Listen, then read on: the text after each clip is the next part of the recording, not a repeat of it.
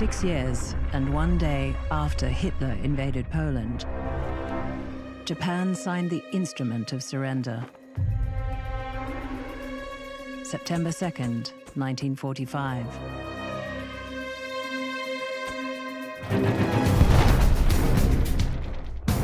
No one will ever know how many died. No one will ever know the name of the first or the last victim.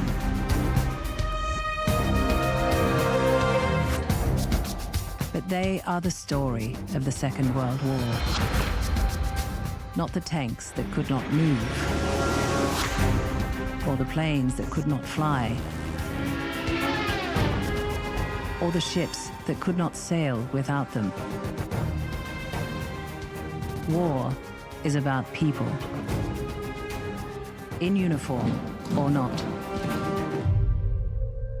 People in cities, villages, jungles. Strangers as allies. Neighbors as enemies. Hundreds of millions of people, for whom for 6 years and 1 day, there was hell on earth.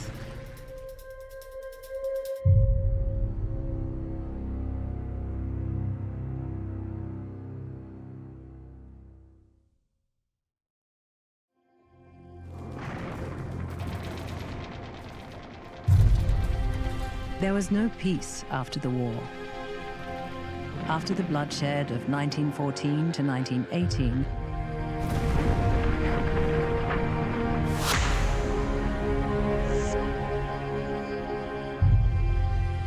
after the peacemakers had all gone home, fighting did not stop. Civil war in Russia, then in China, then in Spain, invasion in Ethiopia, in Austria, in Czechoslovakia, the Chaco War, street battles in Germany, in America, the pain of going hungry, of having no work, the rise and rise of dictators. Then, one more invasion. But this time, the whole thing fell apart. September 1st, 1939.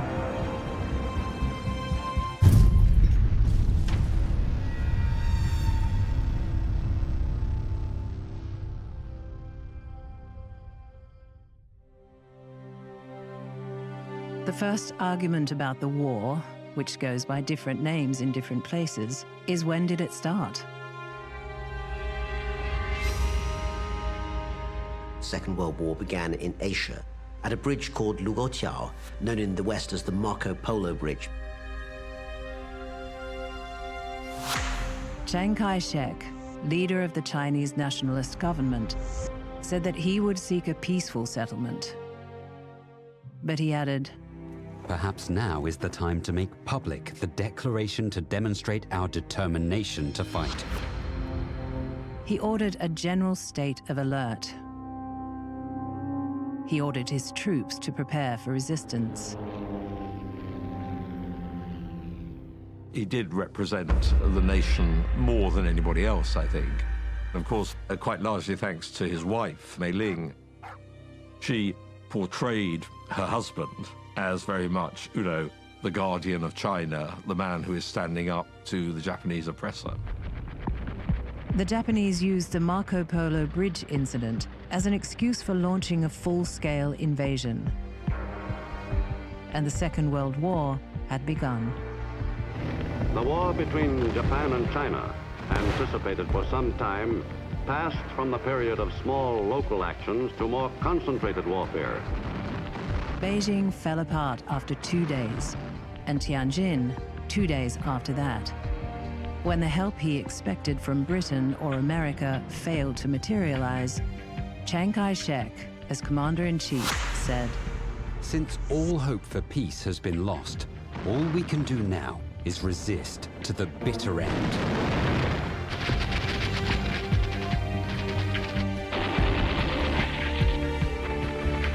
A Chinese officer recorded in his diary. Intense Japanese artillery fire, as if it would level the mountains and wipe out the sea.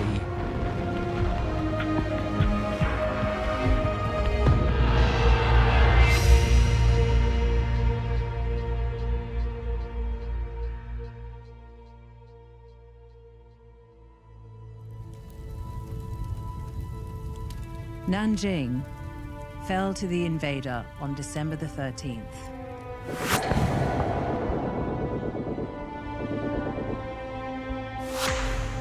And the cruel violence that would claim more civilian than combatant victims in the Second World War began to count its dead.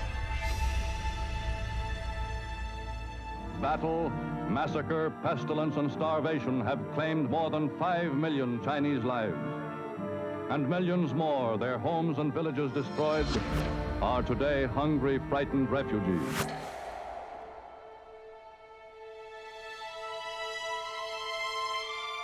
The exact death toll of the Nanjing violence can never be known. Not less than 50,000. Perhaps 6 times that number. The dead were thrown into pits. The living were buried alive. The tortured and murdered were hurled into the river. Japan's head of military security in Shanghai expressed the racist attitude that made violence possible. He said, "We can do anything to such creatures." A Japanese soldier wrote in his diary, I trod on the corpses of Chinese soldiers without care, for my heart had become wild. Mutilated bodies were burned. Women were raped and disfigured. A long time ago, we thought that events like the rape of Nanjing were out-of-control madness. But now, as with most other mass atrocities against civilians, it's becoming increasingly clear that they were much more controlled than that characterization would suggest.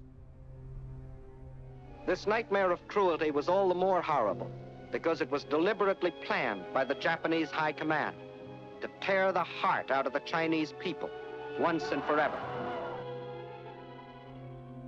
A Japanese officer wrote, In times of peace, these acts would be totally unthinkable and inhuman.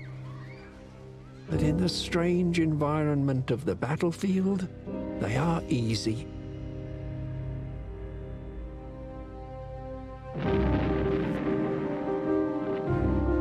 He would be proven right on every battlefield, on every continent. Europe turned away from China's tragedy, distracted by the Anschluss. Adolf Hitler, appointed German Chancellor in 1933 and named Führer in 1934, had marched into the demilitarized Rhineland without a shot being fired. In the Anschluss, he sent his troops into and annexed Austria. He then began to demand the ethnic German part of Czechoslovakia, known as the Sudetenland.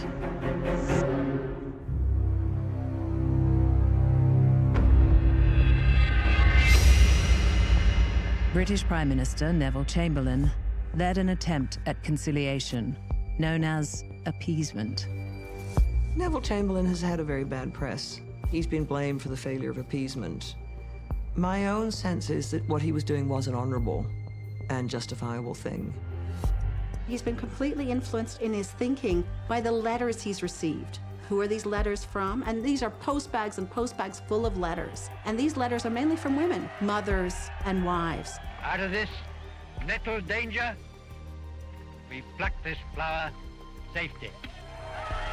He was not the naive, wide-eyed idiot that some people portray him as. He didn't trust Hitler. He was trying to get the best deal. Appeasement reached its climax with the deal made at Munich. Finally, the most popular arrival of all. To a world balancing on the brink of chaos, Mr. Chamberlain stands as the savior of peace. Munich is about buying time to a large extent. It's about not being ready to fight. And it's about exploring options, although they're ever decreasing options. We regard the agreement signed last night and the Anglo-German naval agreement as symbolic of the desire never to go to war with one another again.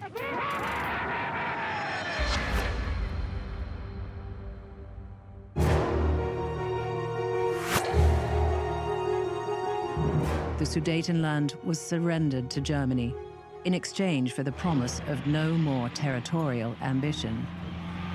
But of course, Hitler rips up the treaty within months. The future became the present on March 14, 1939. Adolf Hitler threatened Prague with complete destruction by the Luftwaffe unless the nation surrendered itself unconditionally to Germany's protection. He sends in the tanks into taking over the rest of Czechoslovakia in early 1939. The hoped-for continued world peace had placed the free world into the untenable position of compromising with a power-mad dictator.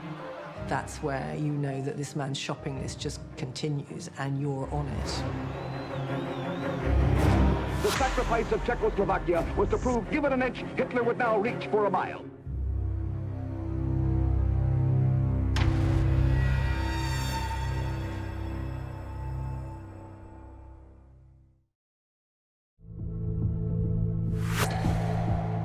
Next on the shopping list was Poland. Franz Halder, Chief of Staff of the Army High Command, explained the plan. The intention of the Führer and Goering? To destroy and exterminate the Polish people. Propaganda ruthlessly shaped German opinion. It is a narrative that there are acts of aggression by the Polish army against Germany's territorial integrity. Germany is provoked by Poland. Poland is rearming. Poland has got the guarantee of the British and the French. And Poland is mistreating the German minority.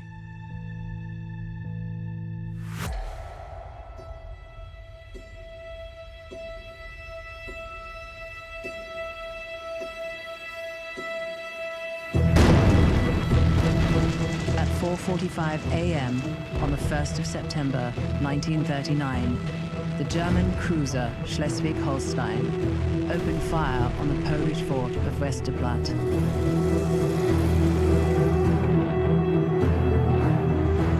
At that moment, without warning or declaration, German soldiers with air and naval support invaded Poland from 3 sides. Communications blown up as the defenders impede the invasion every way they can. Moishe Fishman, a young man who would survive Auschwitz, remembered, Suddenly German bombers appeared. There was no war declared.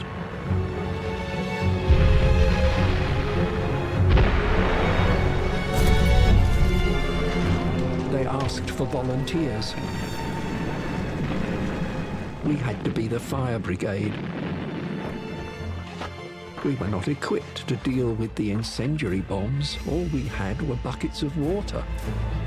Place after place is captured as the mechanized columns speed on. From the north, they're driving toward Warsaw. 1.5 million German soldiers in 67 divisions invaded.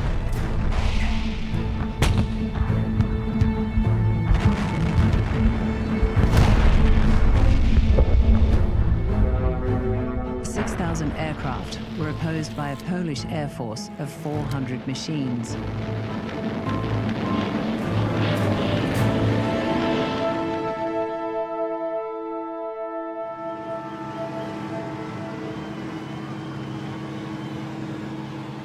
This was the day Germany had been building for and waiting for. And with larceny in their hearts, they gloried in the destruction they were letting loose upon the world. Hans Lehmann was one of the soldiers. When we marched into Poland, there were corpses all around. They lay around and no one bothered about them.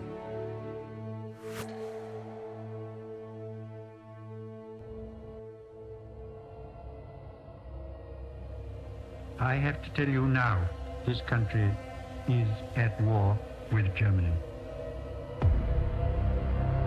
The reaction of the Allies to the invasion of Poland was to declare war on Germany, but the actual practical effect of what they would do next was problematic because, of course, there was no easy way they could get troops and material in to assist Poland. Hermann Goering, Supreme Commander of the German Air Force, the Luftwaffe, was disturbed by Britain's declaration of war. If we lose this war, God help us. By September 6th, Warsaw's air defense was limited to 96 anti-aircraft guns. Warsaw is the first big city that is being bombarded from the air, so they are suffering, and the city is getting, well, to 20% or so. It's getting destroyed, and you have dead lying on the street. Stefan Stashinsky, the Lord Mayor of Warsaw, reported, "In the early hours of the morning, 7 of our hospitals were bombed. Wounded civilian victims of earlier air raids in the city had occupied these beds when this raid came. It was like a grim avenger, relentlessly determined that they should not escape, that they should find no peace." Jadwiga Sosonowska was a nurse. A girl of 16, both legs a mass of bleeding pulp. I bent over to kiss her brow. She died quietly.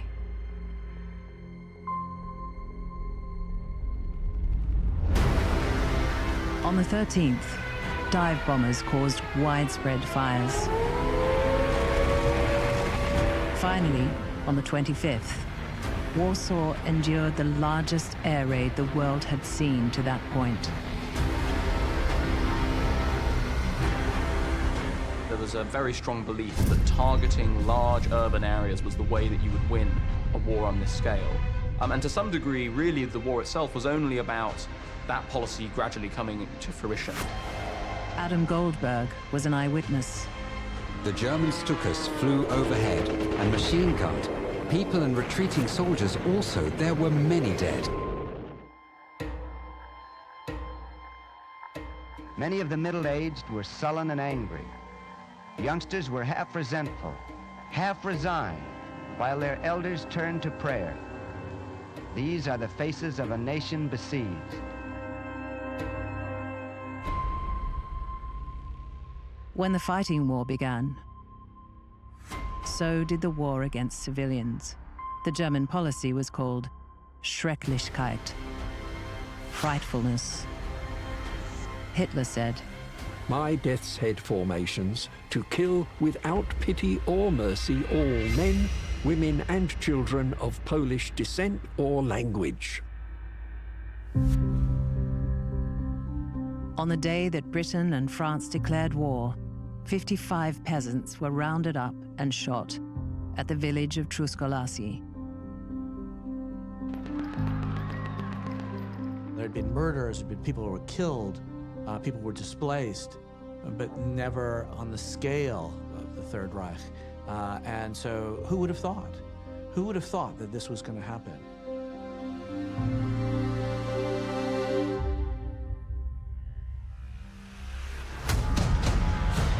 As German forces advanced into Poland, 120,000 Japanese in 6 divisions advanced on the Chinese city of Changsha. There are people who say Japan's mission is to expand in Asia, not least because of this assumption that a weak China and a weak Korea, in the face of the onslaught of Western imperialism, make Japan itself vulnerable. Kurisayashi was barely into his teens when he volunteered to fight. We listened to stories about others who had died for our country. Basically, education was all about teaching us to die for our country. Changsha, defended by outgunned forces, turned back the assault under the leadership of a Cantonese general, Shui Yoi, who wrote, "We have destroyed China, removed every stone, burned down every farm, torn up every railway track. And we have done this so successfully that the Japanese have repented of their invasion." But because of the imperialist threat, and also because of the Japanese invasion, which was also imperialist threat, right, made Chinese to realize, oh, now we need to fight together against the enemy from the outside. That which is stronger than stone walls had at last been born in China. The will to resist. The people who wouldn't surrender. The people determined to fight for their freedom, their good earth. The people who can't be beaten. Japanese policy was committed to expansion for territory and resources. One faction favored going north, another striking south. The balance was tilted by a battle between Japanese and Soviet troops on the Mongolian border. In remote Mongolia, Japan and Soviet Russia are fighting, with planes shot down and sky fighters swooping back like this to land at their base.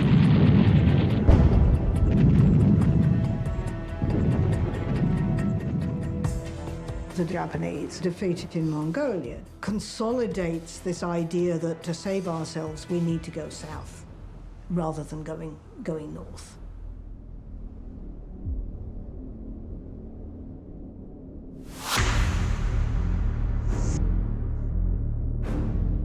The Soviet-Japanese peace agreement, following the Battle of Khalkhin-Gol, guaranteed Stalin's Asian frontiers against Japanese aggression.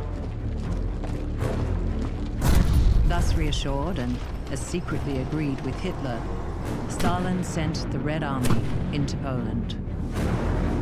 The annihilation of Poland would mean one fewer bourgeois fascist state to contend with. It was really a very big surprise for the Polish army, because they have no idea for what Soviet army came on this territory. Will they help to the Polish army to fight against Nazis, or will they just take this territory of Western Belarus?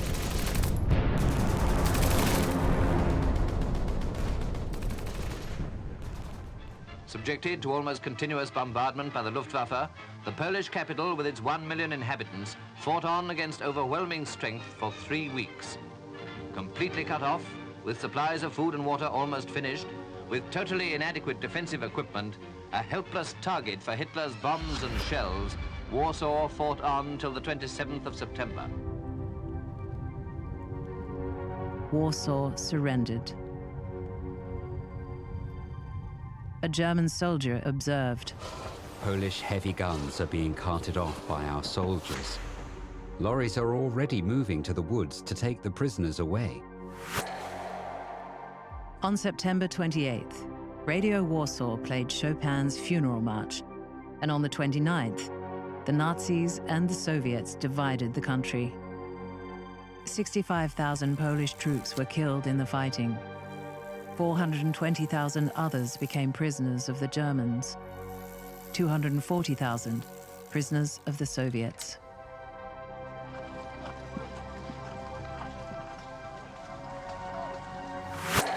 Zygmunt Klukowski was one of those affected.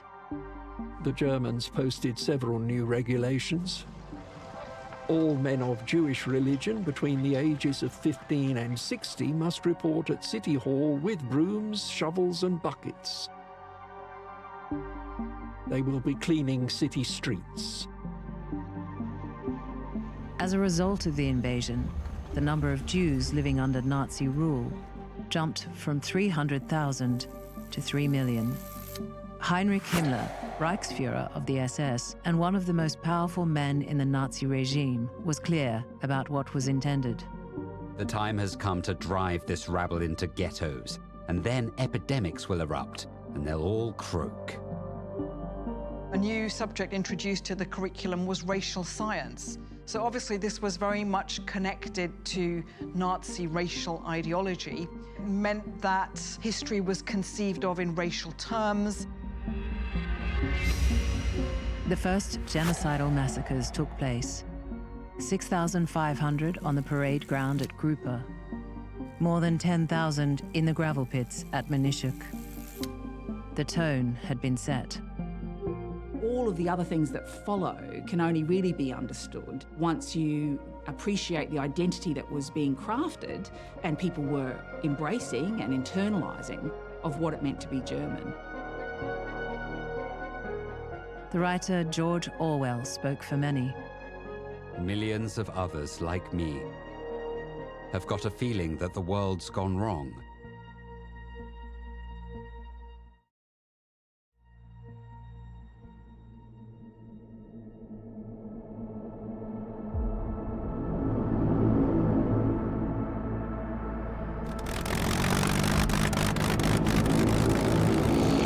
Britain dropped 12 million leaflets in retaliation for the invasion of Poland. They called it the Confetti War. Hitler's Minister for Propaganda, Joseph Goebbels, noted in his diary, "The Führer is of the opinion that England must be given a KO blow. Quite right, too." On October 9th, Hitler issued Führer Directive No. 6, calling for an offensive in the West, calling for an attack across the First World War battlefields of Belgium and northern France. The generals convinced their Führer to delay the offensive until the spring.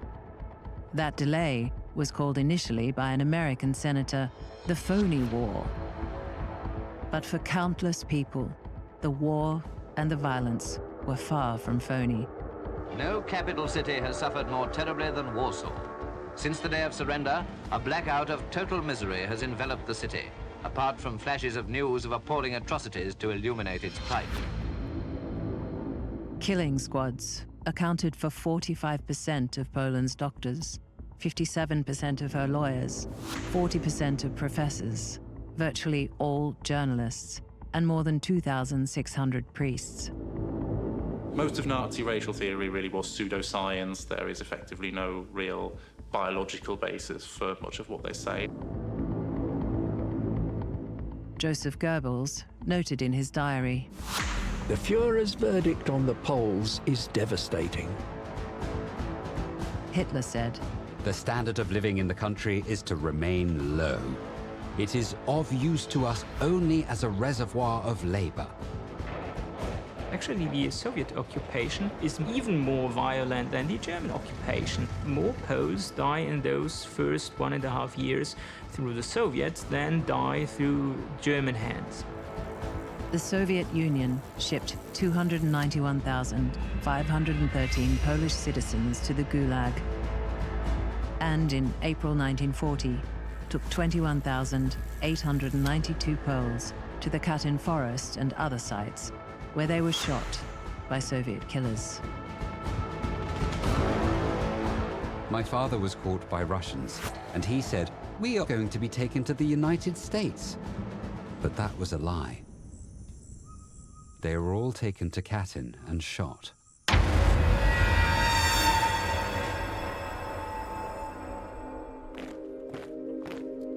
On October 4th, Hitler took the salute of his triumphant forces in the Polish capital.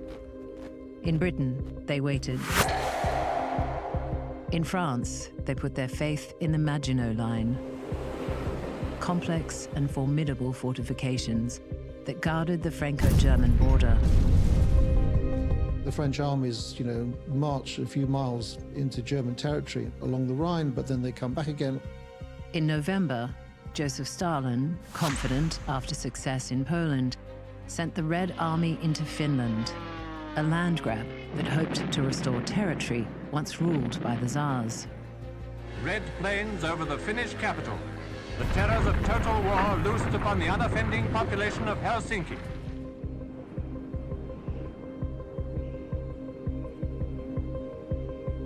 The weather was Arctic. There was a meter of snow across the ground. The Russians, you'd think, would be used to those conditions, in fact weren't. They were colossally underprepared, and the Finns exploited this.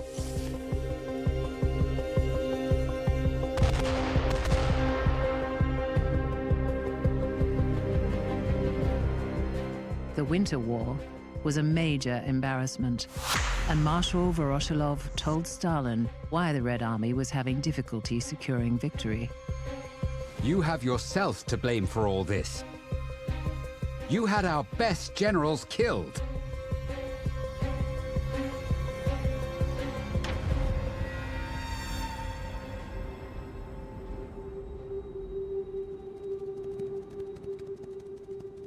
The Red Army stumbled, led the Nazis to make a dangerous assessment. Goebbels said, "The Russians are making absolutely no progress in Finland. The Red Army really does seem to be of little military worth." You can imagine how small Finland and how big Third Reich. That's why Hitler understood that he's ready and we can go against Soviets and destroy them. Lebensraum for Hitler meant seizing land in the east, but first he would ensure against a war on two fronts.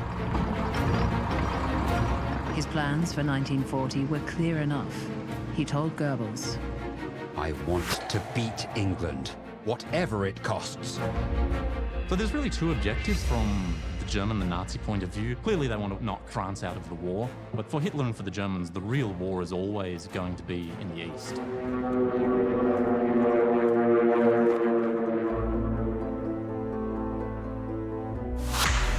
Rationing had begun in Japan and Germany before the war. At the start of 1940, it was introduced into Britain. It's not well thought through and carefully planned. It's just the rations are designed according to what they've got to give people.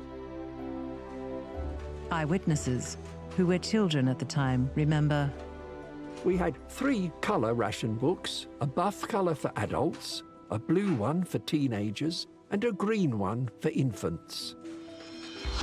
And each page had little squares with letters on them. You took your ration card to the shop, and he had a pencil, and they'd cross off the square, which meant you'd had it that week. The subject of this great wartime experiment in food are not white mice or guinea pigs, but human beings fighting for their lives.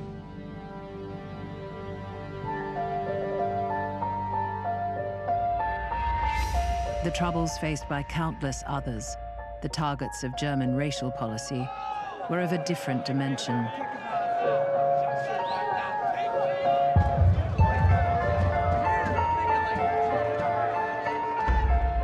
Joseph Goebbels wrote in his diary, Himmler is presently shifting populations, not always successfully. Himmler was shifting populations onto trains and into camps and ghettos. By early 1940, a mobile gas chamber was in use in Poland.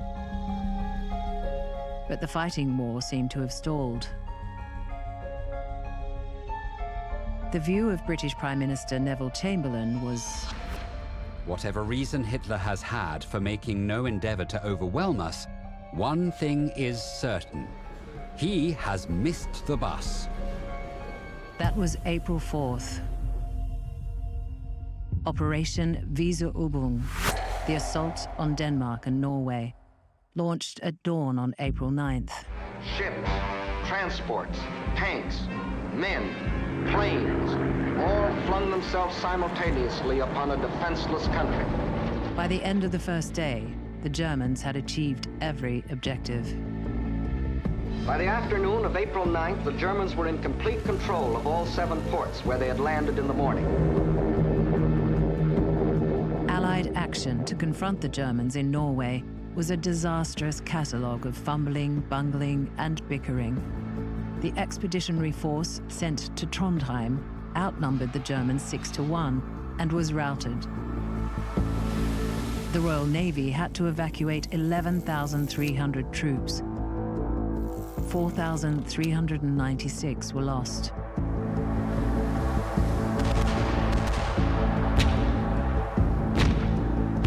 The invasion of Norway cost Germany almost half of its destroyer force,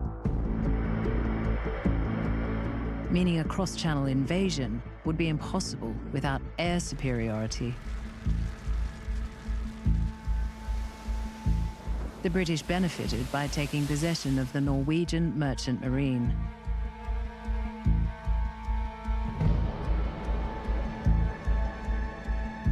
Il Duce, Benito Mussolini, the first dictator, having taken control of Italy in 1922, saw the scale of Germany's success and, tragically for his people, felt left out. His decision to enter the Second World War was very ruinous for Italy. It is humiliating to remain with our hands folded while others write history. To make a people great, it is necessary to send them to battle, even if you have to kick them in the pants.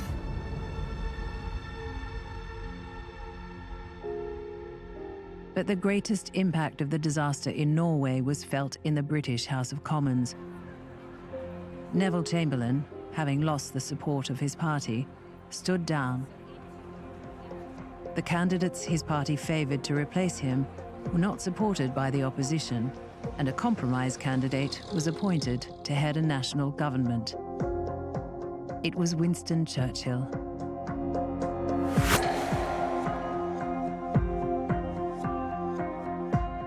Churchill's been portrayed as a sort of wine-bibbing Liberal Democrat. In fact, he was a whiskey-sloshing Tory thug, and that's just what we needed where Hitler was concerned.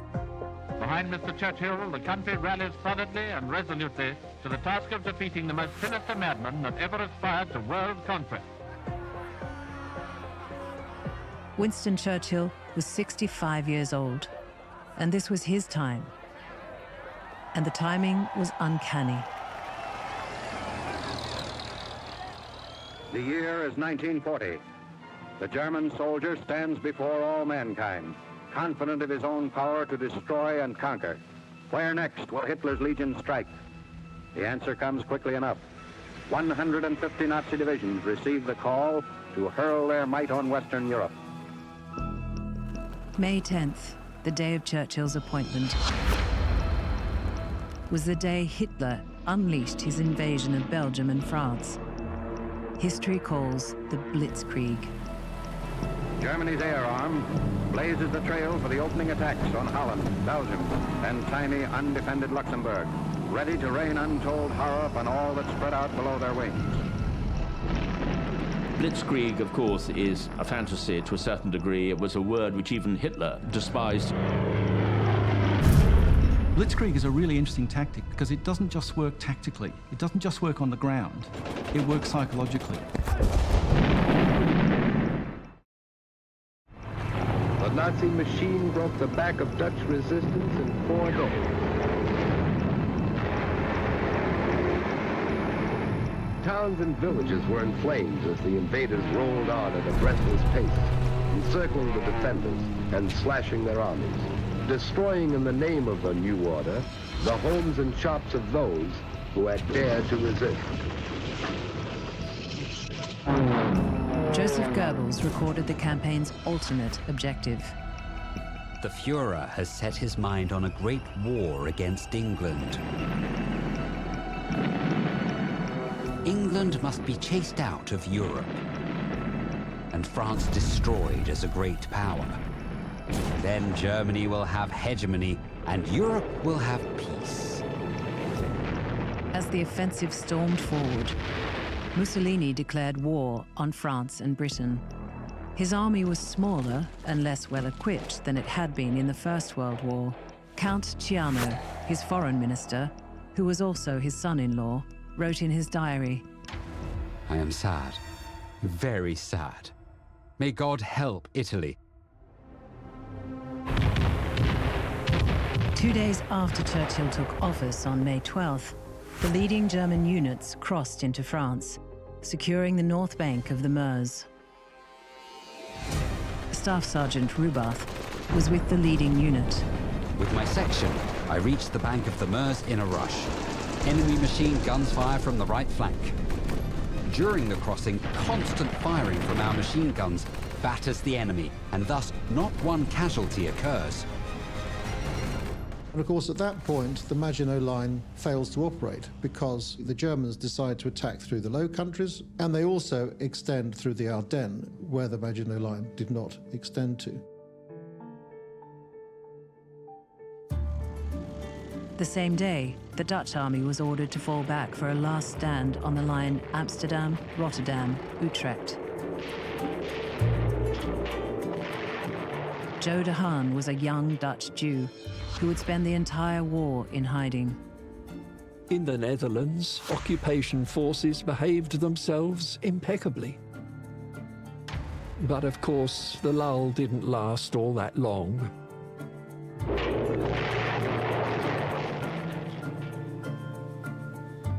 On the day that the Netherlands surrendered, French Prime Minister Paul Reynaud remarked, "We have been defeated. We are beaten. We have lost the battle. The front is broken. They are pouring through in great numbers."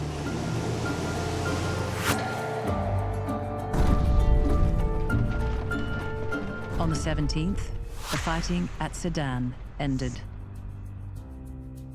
One of the places they went through was a place called Sedan, which the French should have known about because that's where they were defeated in 1817. Nevertheless, the German armies sweep through the Ardennes. It would have been entirely possible once the Germans break through the Meuse River around Sedan and through the Ardennes forest. The bridgehead that they make is relatively small and relatively weakly defended. If the French had counterattacked relatively quickly, they probably would have destroyed it. But they don't.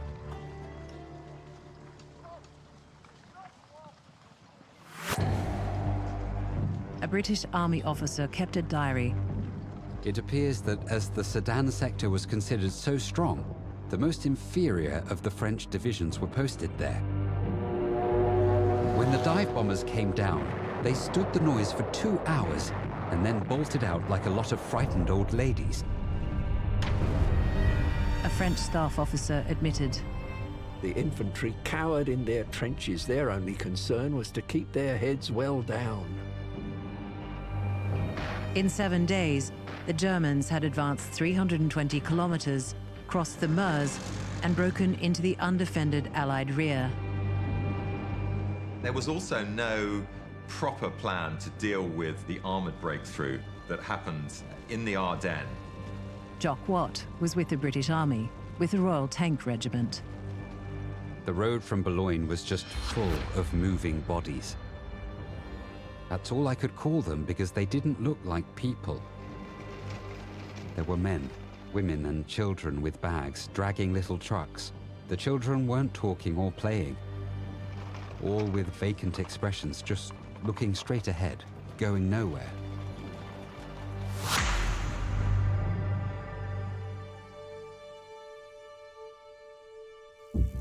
"8 million French abandoned their homes in a month.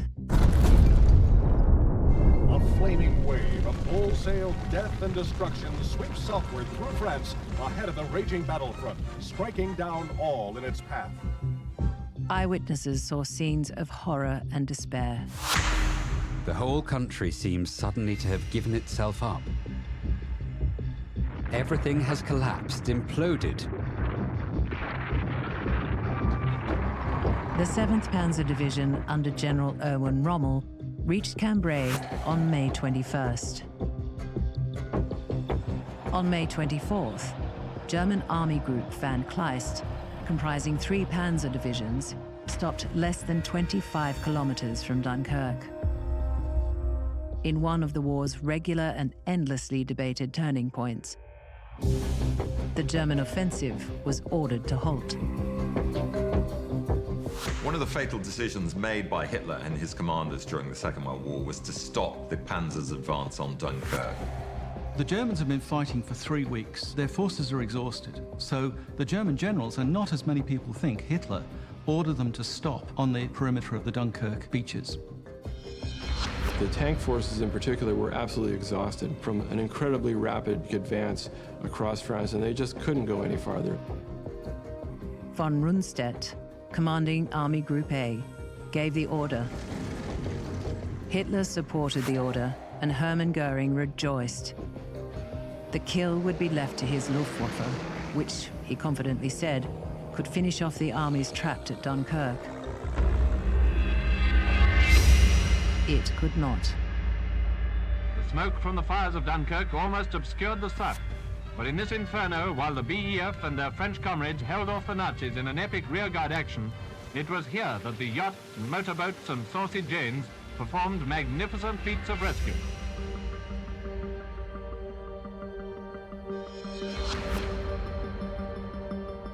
On May 26th, the evacuation of Allied troops from Dunkirk began.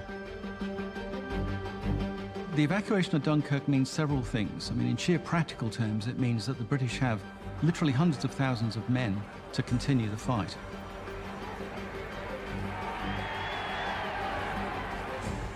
There were 222 Royal Navy and approximately 860 civilian vessels at Dunkirk.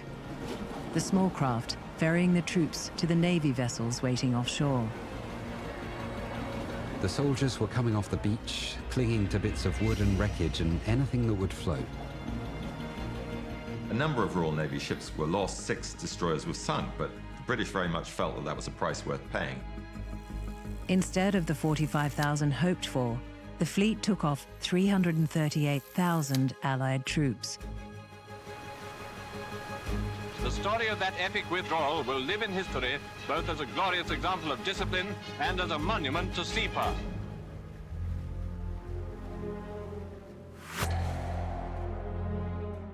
But the army had been effectively disarmed, leaving 64,000 vehicles, 76,000 tons of ammunition, and 2,500 guns behind. On June 11th, Paris was declared an open city, and on the 14th, General Boguslav von Studenitz led the 87th Infantry Division through the heart of the city.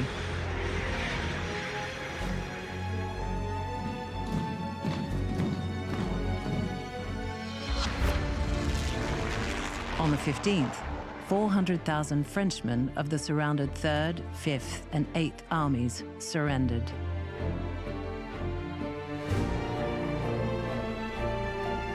The French surrender was signed on June 22nd. On June 24th, Hitler took a 3-hour sightseeing tour of Paris. Asked about a victory parade, he said, "I am not in the mood for a victory parade. We aren't at the end yet."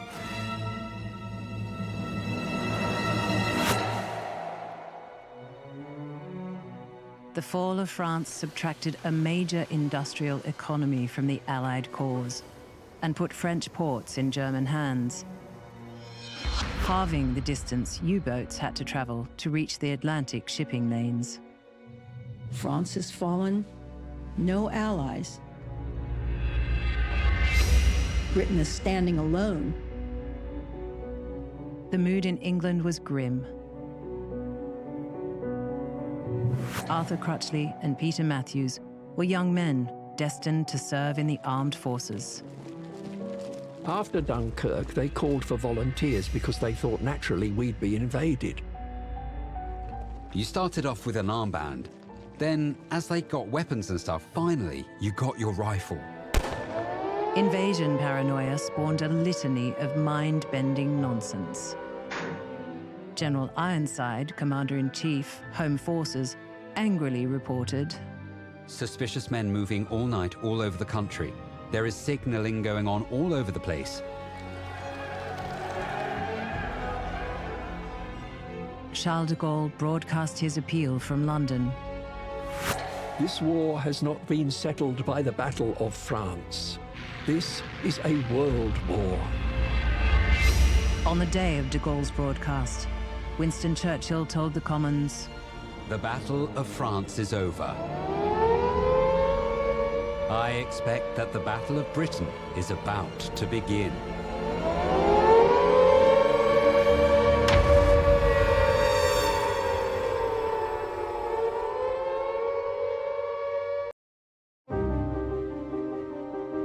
Japan, at war in China, was building its empire.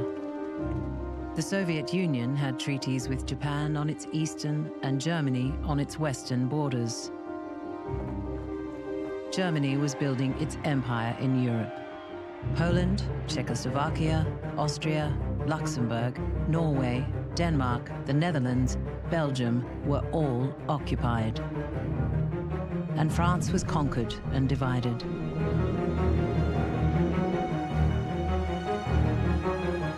By the summer of 1940, Hitler had just one place left to deal with.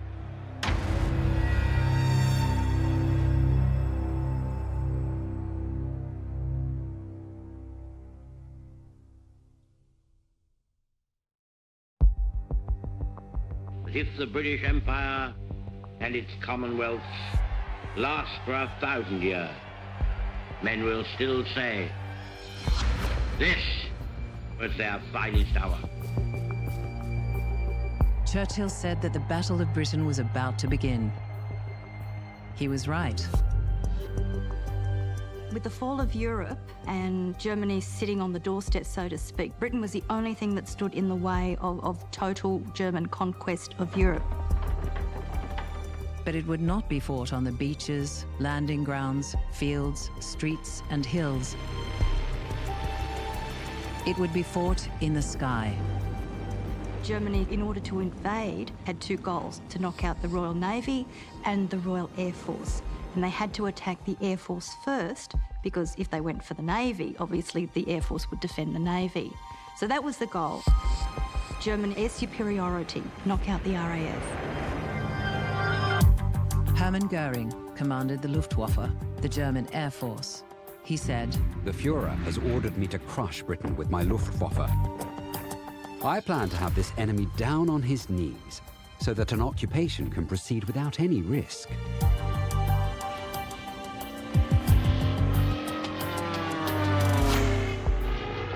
The first phase of the Battle of Britain, the fight for air supremacy over southern England, commenced on July the 10th.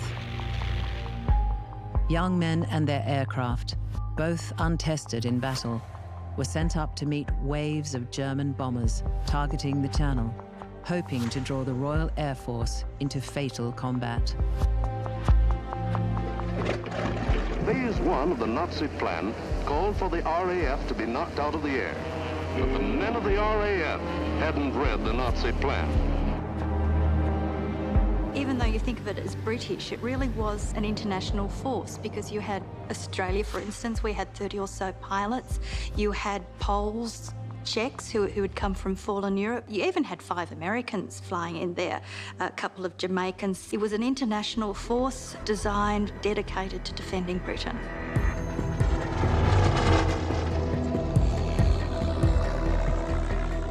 Germany had consistent waves of attacking aircraft. Bombers escorted by a large number of fighter aircraft. Hundreds of planes, bombers, fighters, dive bombers. It really was designed to bring the RAF down as quickly as they could.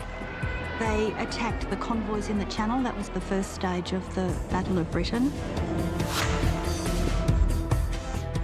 Goering opposed the RAF with 3 Luftflotte, numbers 2 and 3 flying out of France and Belgium, and Luftflotte 5 flying from Denmark and Norway across the North Sea.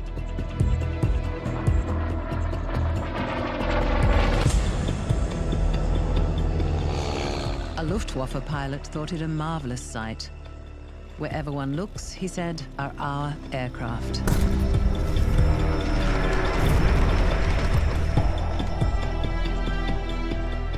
The first stage, aimed at gaining air superiority over the Channel, was dubbed Kanalkampf, Channel Fight. As well as bombs, the Luftwaffe was dropping leaflets over England. They were headed, "A last appeal to reason." Hitler would have liked a negotiated peace, but Britain obviously wasn't going to have anything to do with that. By the end of July, Reichsmarschall Goering was forced to revise his strategy. Failing to draw the RAF out, he would attack them directly. A coded message from Goering, intercepted by British intelligence, read, "To all units of Luftflottes 2, 3, and 5. Within a short period, you will wipe the British Air Force from the sky. Heil Hitler!"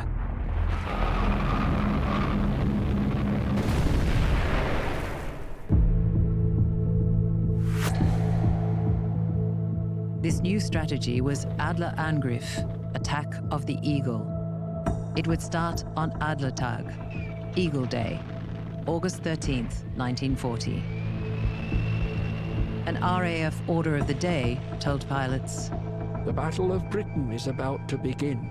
Members of the Royal Air Force, The fate of generations lies in your hands. August 8th, 1940, and the battle for Britain is on. Across that 21 miles of channel, that 8 short minutes of water.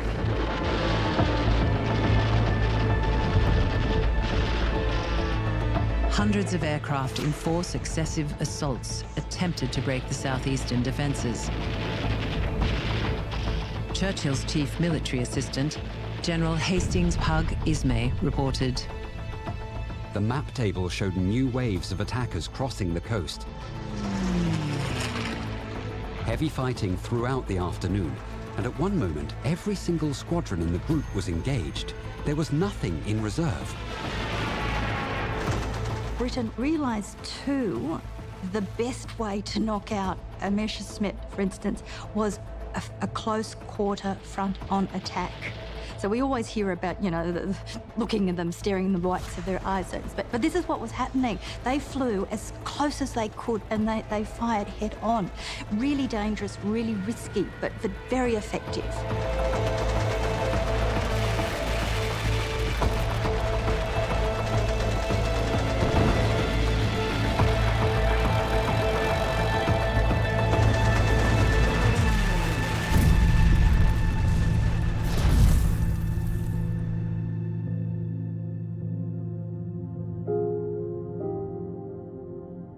On August 16th, Winston Churchill visited 11 Group headquarters in Uxbridge.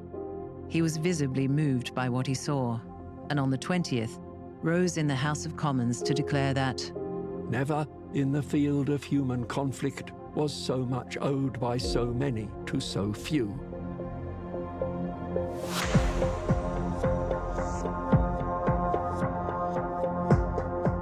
Britain's lead in radar, the opportunity to recycle downed pilots, the successful ramping up of aircraft production, the quality of the Spitfire and Hurricane aircraft, and a flexible command structure made Fighter Command a resilient and tough opponent. And at the business end was skill and courage.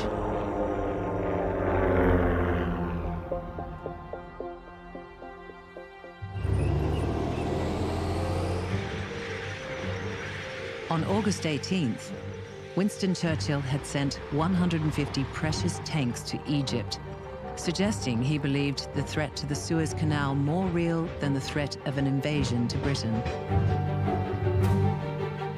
On the 24th, having sailed around the Cape, the tanks arrived at Port Said. Oh, we had the small tank with 2 machine guns on, a .5 and a 303. They were quite nice for nipping about on, but as far as fighting is concerned, there were no match for the Germans, of course.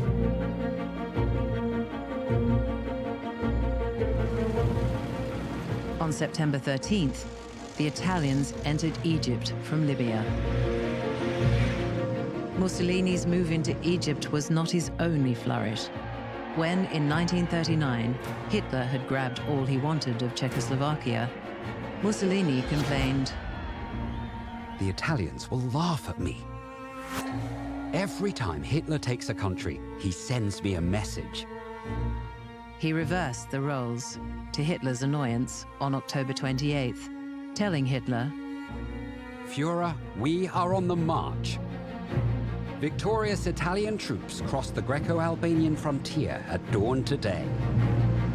Italy invaded when Greece responded to Mussolini's ultimatum with a single word, Ochi, no. Italian divisions were absolutely tiny. He talked of divisions because it sounded so grand, but most of them were no more than a couple of regiments. A week later, the Greek army counterattacked, and a commanders' meeting discussed Germany's Mediterranean strategy. Hitler's adjutant, Gerhard Engel, admitted of the Führer. At the moment, he does not know what he wants to do. But because he had been, if you like, Hitler's mentor in the early days, Hitler had a sort of strange commitment to him, in a way, a genuine friendship.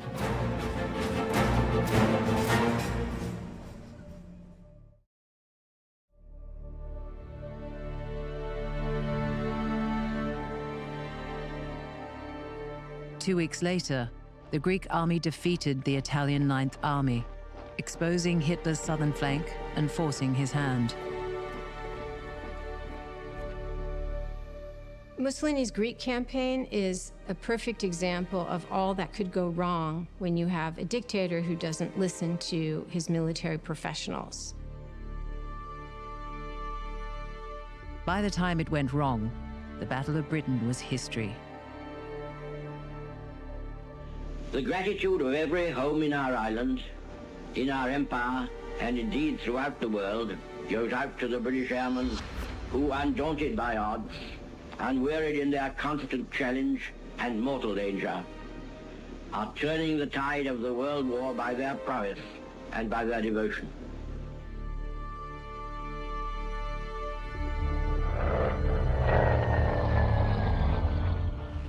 Between August 24th and September 3rd, the attacks launched by the Luftwaffe on airfields and aircraft factories had cost Germany 380 planes. The RAF lost 286.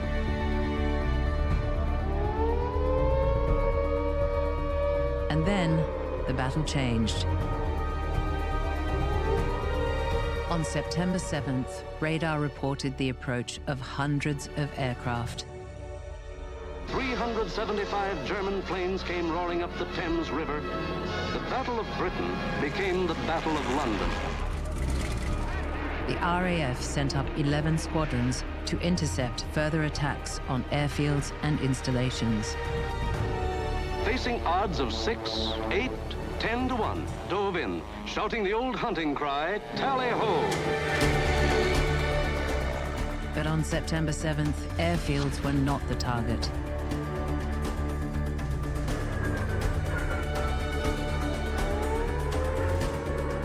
The air raid alarm went at about 11 o'clock, and we got up and walked out into the street, and one of the things we saw was above the city, the aircraft flares dropping over the city. And that's when my dad realized that we were going to be the target, which we were. Nazi high explosive wantonly poured down upon England, upon shops and mills, upon homes and farms. Londoners everywhere witness scenes like these throughout the night. As in London, the people there bear the brunt of Nazi ferocity. The first raids hit the London docks, and to those who were there, it left memories as vivid as the night sky. If I say the sky was black, I'm not exaggerating. It was black, with the big bombers going over and darting in between with the Spitfires. Every night for 8 weeks, 200 German bombers and more to sweep over London and deliver their deadly cargo. The night sky above London burst into flames. The period between September and November 1940 has been referred to as the Great Fire of London. On one night, 1,500 fires were started by German bombs. Raids hit London, Southampton, Bristol, Cardiff, Liverpool, Manchester, and more. German bombers came in over the city in waves of deadly efficiency.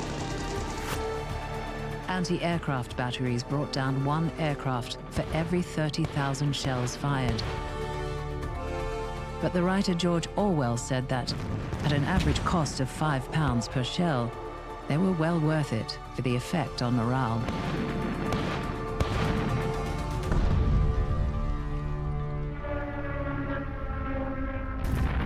The Nazi psychology was simple and uncomplicated. Break the back of London and its overcrowded millions, and England would beg Hitler to come in and take over, if only to stop the nerve-shattering raids. Around the clock, the German planes spread a sheet of flaming death over London.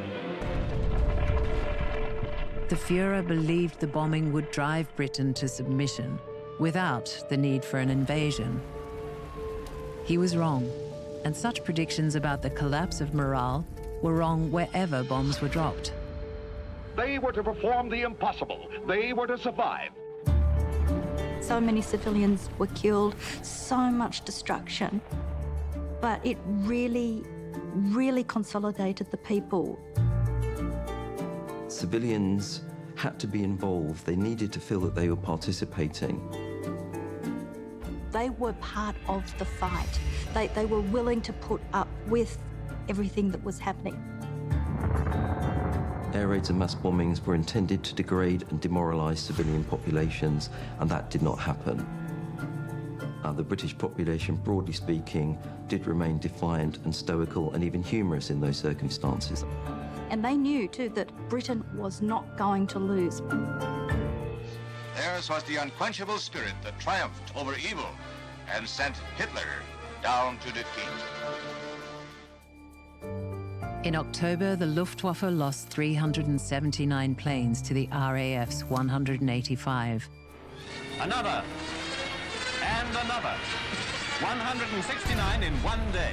The equivalent of 12 or 14 squadrons. How long can the Nazi Air Force stand such losses? A German pilot described the flight back to base as being a track across waters, dotted with parachutes, pilots in their life jackets, and greasy oil slicks.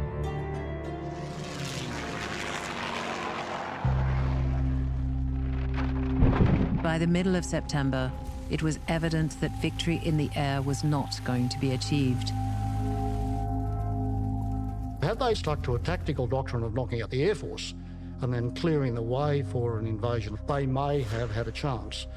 The decision to bomb London and to go further was a clear mistake. It's not precision bombing, and in terms of terrorising the population, which was one of the aims, that didn't succeed. The Blitz would continue until May 1941, but the Battle of Britain was over. They leveled thousands upon thousands of homes and damaged millions of others. They killed more than 40,000 men, women, and children, and seriously wounded 50,000 more.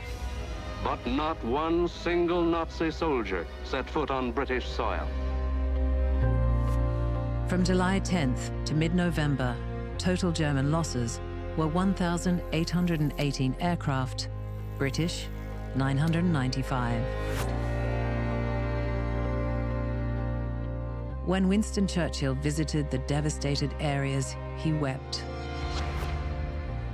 All the world that is still free marvels at the composure and fortitude with which the citizens of London are facing and surmounting the great ordeal to which they are subjected, the end of which, or the severity of which, cannot yet be foreseen.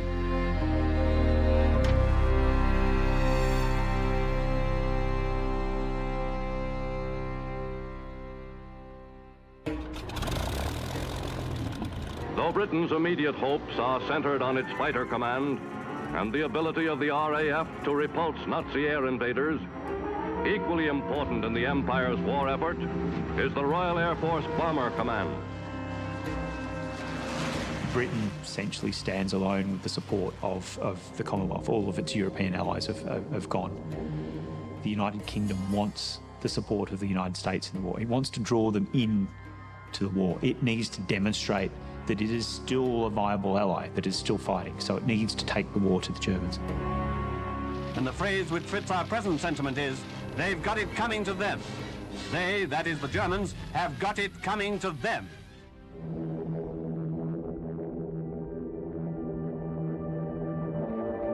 Before the end of August, Bomber Command of the RAF had begun its campaign against German cities. Round-the-clock bombing by the RAF has recently set up new records for intensity of attack. And daylight raids have been causing ever-increasing dislocation of the German war effort in occupied territory. Great damage has been done by day and night. And we have Mr. Churchill's word for it that even this big offensive will be improved upon. Well, the so-called area bombing, that's to say the bombing of entire cities, arose from the inability of the British Air Force to find its targets. So the best it could hope to do was to drop bombs over very large urban areas. Mass aerial bombing allowed a new weapon, a new form of warfare to be opened, and that was economic warfare. By destroying its production facilities, its armament factories, its oil facilities, it reduced the German ability to actually fight. Factories, warehouses, railroads, submarine bases, shipyards, docks, airfields, and oil refineries. And the British took the view that if you annihilated not merely the factory, but also all the infrastructure around it, then you would ensure that factory could not be easily repaired. Each speck of light a blazing German building. Easy enough to realize the catastrophe, the concentrated chaos that is overwhelming the city below.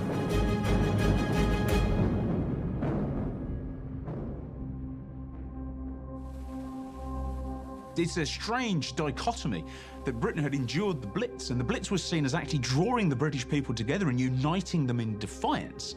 And yet 2 years later, it was assumed that an even heavier form of bombing campaign on Germany would break their morale. The evidence for this was quite simply non-existent. The wartime death toll in German raids on a dozen or more British towns and cities was 60,000. The death toll from the Allied bombing offensive against Germany is estimated at 600,000. Press home your attack.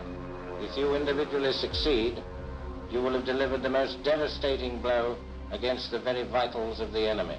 Let him have it right on the chin.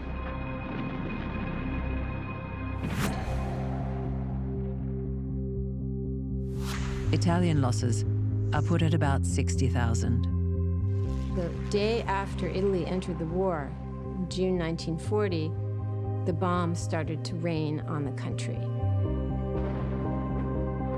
In the Ruhr, in the Rhineland, then northern Italy. Planes of the Bomber Command have pounded away at Nazi dockyards. Turin was bombed, Milan was bombed, and the bombs were so frequent that everyone was spending time in shelters or had transferred to the countryside. Now is not the time, in any way, to ease up, but to put on what indeed may prove the final spurt. 500,000 Soviet civilians were killed in air raids. More than 300,000 Chinese were victims of Japanese bombing, and up to 500,000 Japanese were killed by bombs. Families have lost everything they own. Forced evacuation has torn children from parents, husbands from wives. We can see from the kind of homes that were wrecked how indiscriminate the attack was.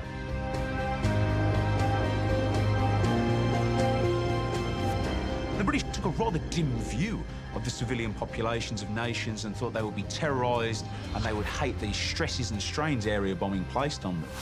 But that just made them all the more determined to fight and win, and that was something that the British bombing campaign never took account of.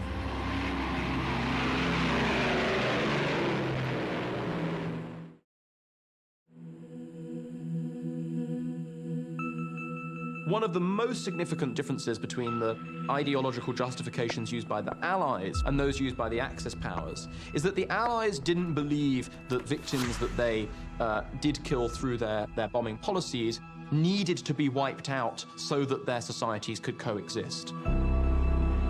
Hitler did. Hitler was, he said himself, fighting a race war. He announced, "We shall strike towards the east next spring." Part of his plan was to avoid going further west, but always to the east. He wanted to occupy the vast agricultural areas in the east that he saw as occupied by inferior Slavic peoples. The concept of race as applied to Jewry is contentious and has changed over time. For most of Jewish history, there was never such a question. The Nazis called the racial issue that obsessed them the Jewish problem. The document proposing the final solution to that problem was presented to Goering on March 26, 1941. Goering signed the plan on July 31st and put in charge the head of the Office of Reich Main Security, Reinhard Heydrich, one of the principal architects of the Holocaust.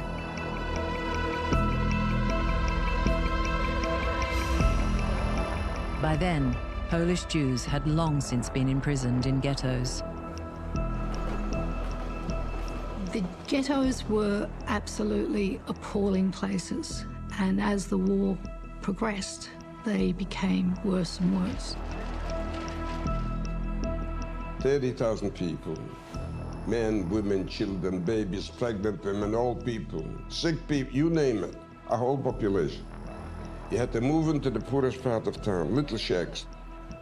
The Warsaw Ghetto contained about 500,000 people, and they were housed in an area of 1.3 square miles. That means that there were approximately 7 people to every available room.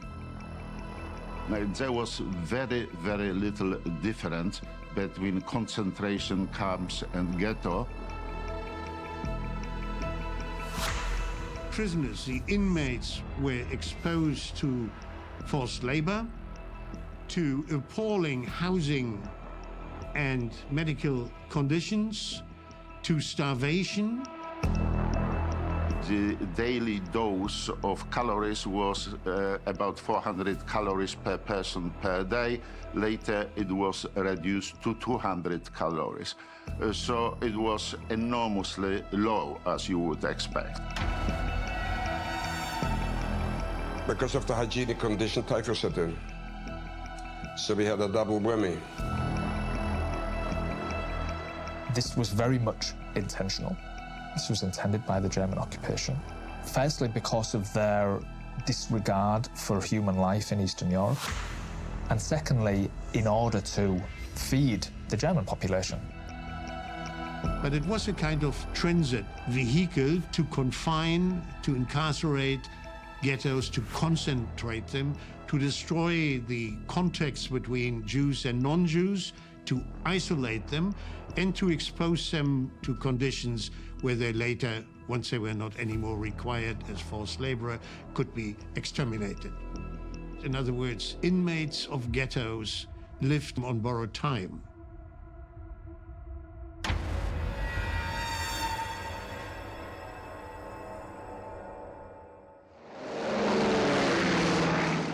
In 1940, people were being killed by bombs and by murder squads.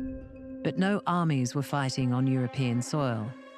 But there was fighting in China and in Africa.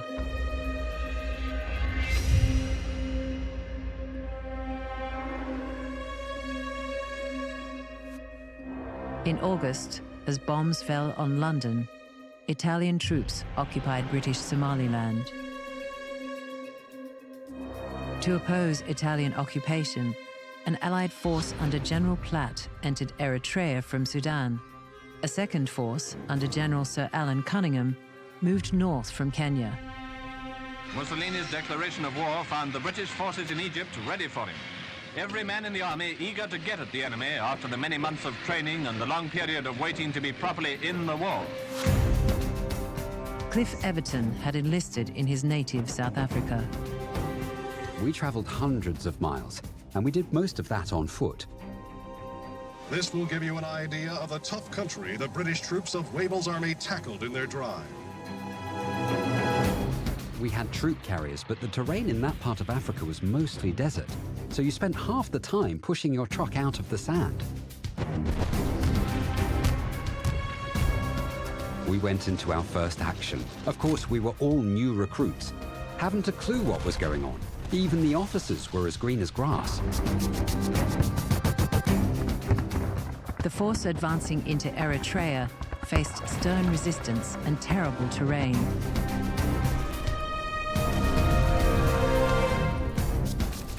General Platt described their battle for Karen. A ding-dong battle, a soldier's battle, fought against an enemy infinitely superior in numbers, on ground of his own choosing, which gave him every bit of observation against the movement of our troops. Indian troops climbed the rugged heights from which Italians poured fire down on them, overcoming their enemy in what General Wavell told Churchill was a tough nut to crack. Does you good to see these gents with their hands up, doesn't it? And how about the Hun? It's better still to see him making the old familiar sign of camarade.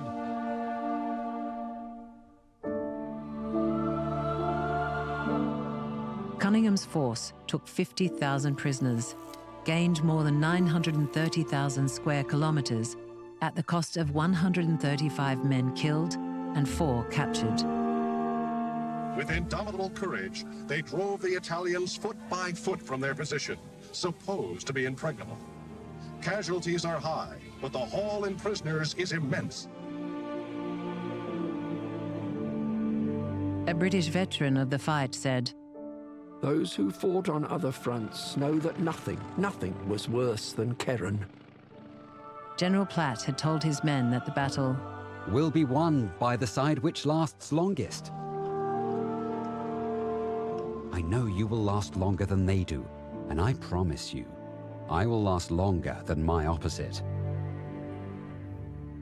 They lasted longer, but their war was just beginning. All the soldiers that were involved in the East Africa campaign were boarded onto troops' ships, and we sailed right up the Red Sea, right up to Egypt.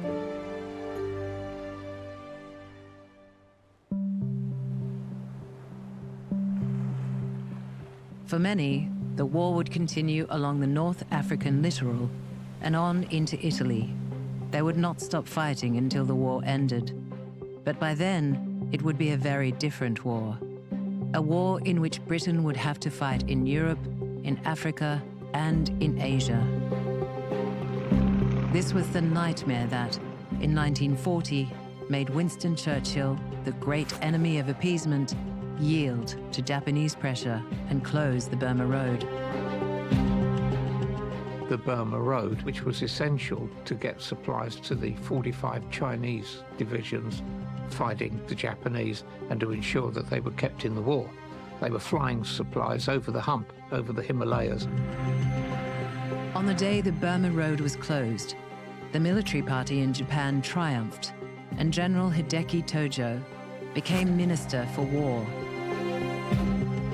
Little more than a week later, the Japanese government announced plans for a greater East Asia co-prosperity sphere.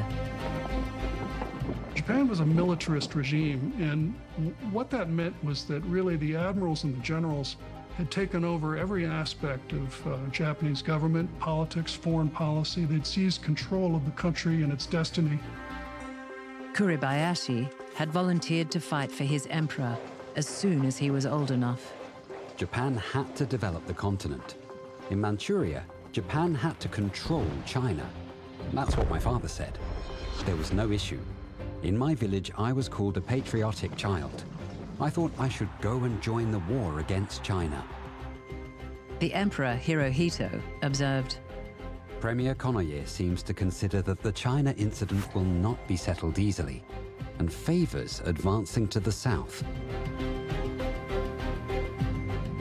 On September 27th, Japan signed a tripartite pact with Rome and Berlin. The three aggressor nations of Europe and Asia joined forces. The German Führer was well disposed toward making an alliance with any nation which would help further his own greedy aims. The rejoicing Japanese knew that after their 350 years of waiting, their day of destiny was at hand.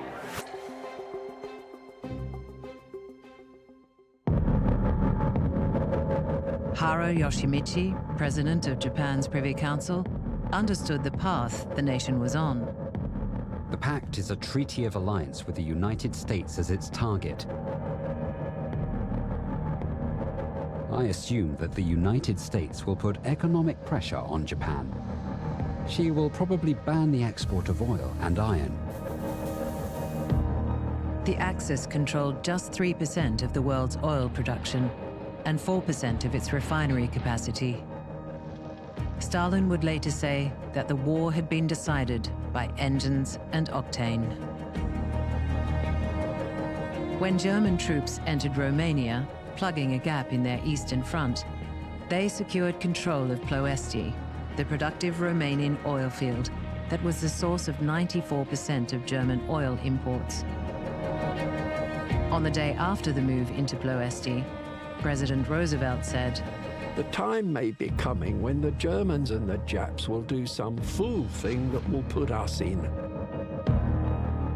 That's the only real danger of our getting in."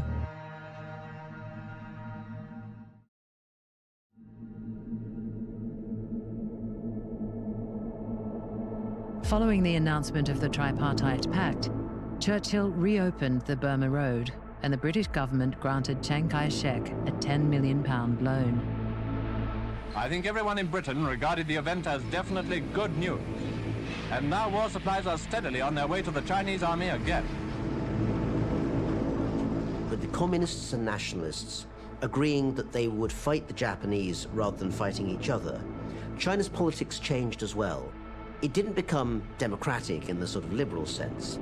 There was more pluralism. There was more opportunity for people to debate new ideas about the kind of society that would be constructed after the war was over.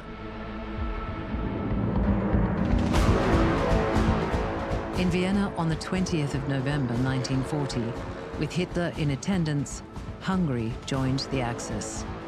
Romania was 3 days behind, Slovakia 1 day later.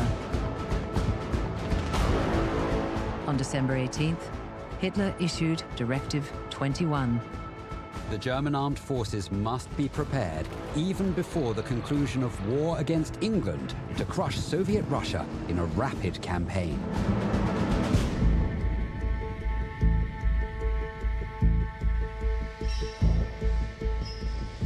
They start the planning for an operation against the Soviet Union, still really thinking about the British.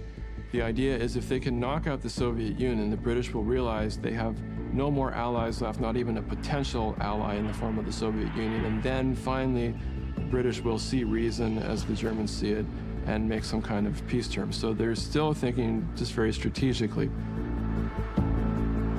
By the end of January 1941, the Japanese Ministry of Finance had authorized the printing of occupation money for the Philippines, British Malaya, and the Dutch East Indies.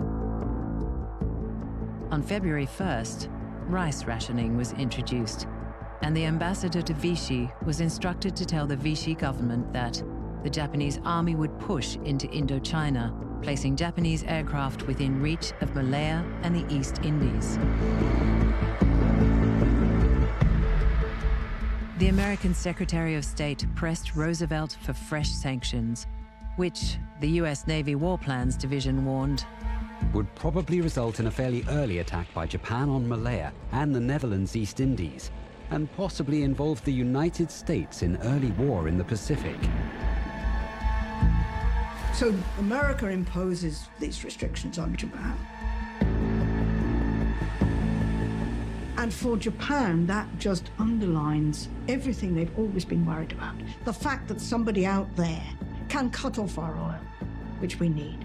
The fact that somebody out there, another power, can restrict our capital, can inhibit our exports. In a sense, it sort of crystallizes the feelings of insecurity that have become increasingly evident in Japan throughout the interwar years.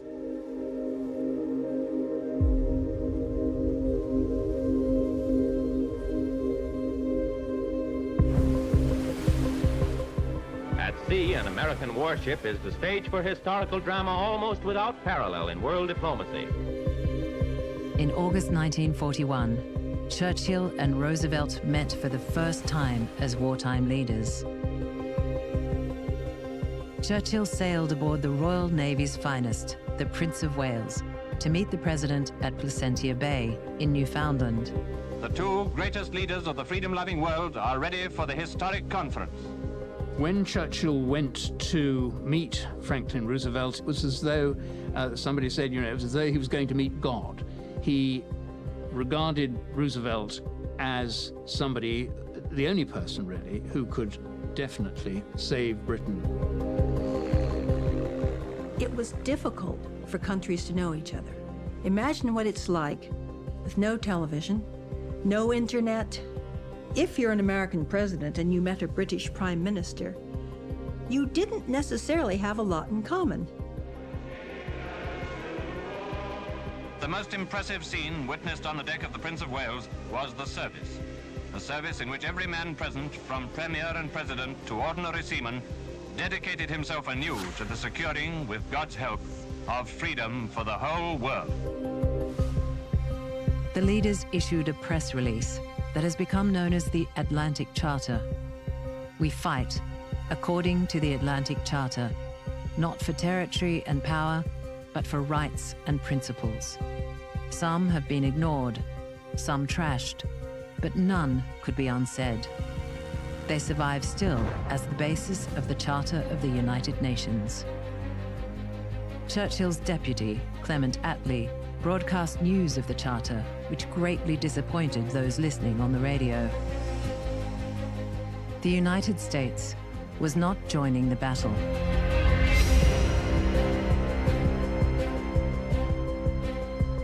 Four months after Churchill had sailed to Placentia Bay aboard HMS Prince of Wales, she was sunk by Japanese aircraft off the coast of Malaya. Churchill said, "I never received a more direct shock." The sinking of two of the Royal Navy's finest ships closed a tumultuous year.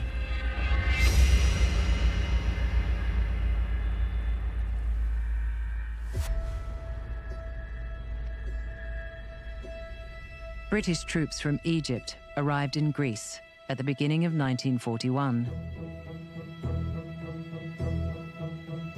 Once Italy drew Greece into the war, that drew the British into Greece. Once the British were in Greece, then Germany's vital interests in the south were in jeopardy. Therefore, they had to now counter the British threat.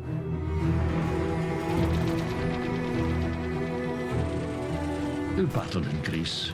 Most of our tanks were we to destroy ourselves because we didn't have spares. Just north of Thebes somewhere. And the planes came over and we piled into a ditch.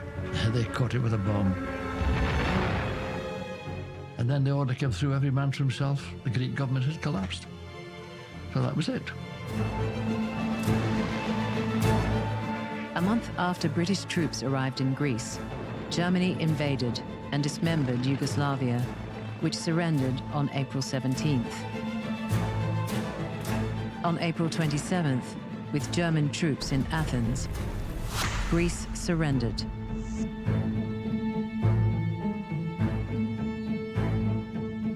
Their courage, their endurance, their repeated proofs of an unconquerable spirit, their sufferings, their sacrifices will not be in vain.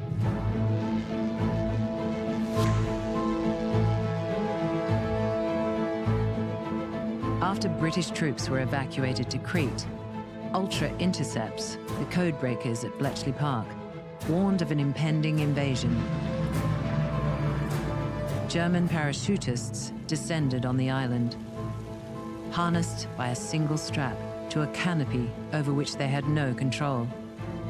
German paratroopers dropped from a very low height, that they were subject to a great deal of small arms fire and suffered very heavily on the descent.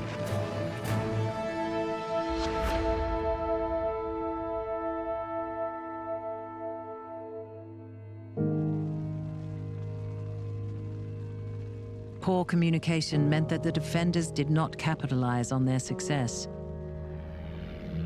These pictures tell their own story. The Luftwaffe bombing Greece almost at will because we hadn't enough planes with which to beat them back.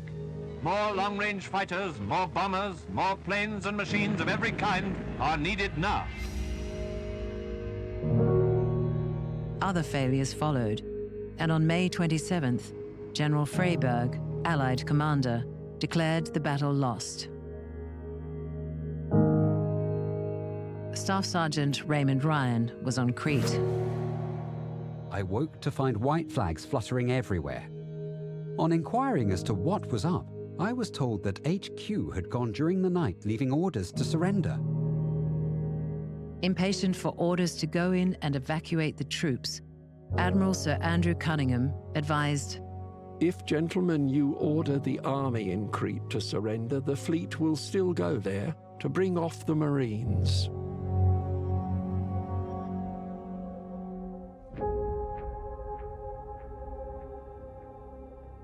The Germans now had Crete, they now had its airfields, they could now project naval and air power across the Mediterranean.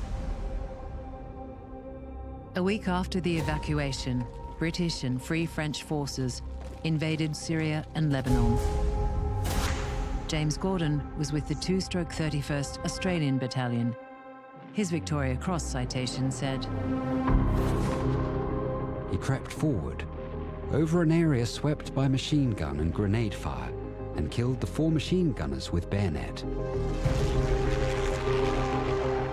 On May 10, 1941, Adolf Hitler's deputy Rudolf Hess had flown to Scotland.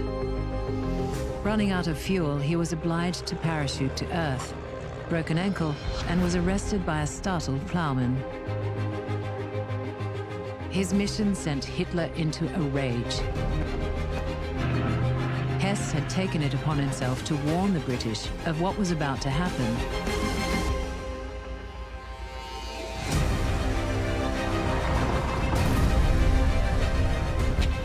The hour has come in which it is necessary to go into action against the conspiracy of Jewish Anglo-Saxon warmongers and Jewish powerholders of the Bolshevik center in Moscow. The hour was June 22nd, the 129th anniversary of Napoleon's invasion of Russia. 151 German divisions, supported by 40 from the Axis allies, more than 3 million men, stormed forward in 3 giant thrusts, aimed at Leningrad, Kiev, and Smolensk. British experts gave the Red Army 10 days. American experts, between 1 and 3 months. History tells a different story.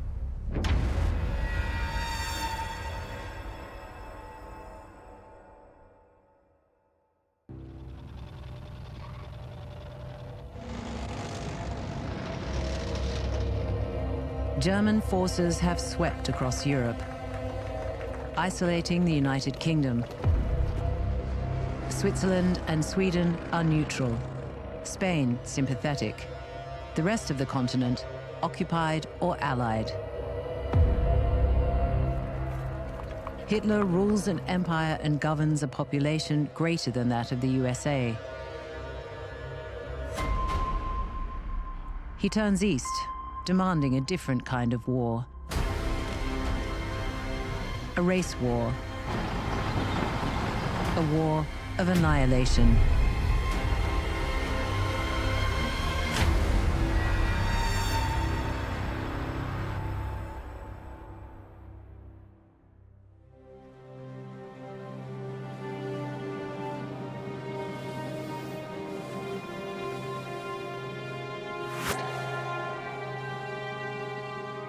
Between January and June 1941, 17,000 trains carried German armies towards the Soviet Union.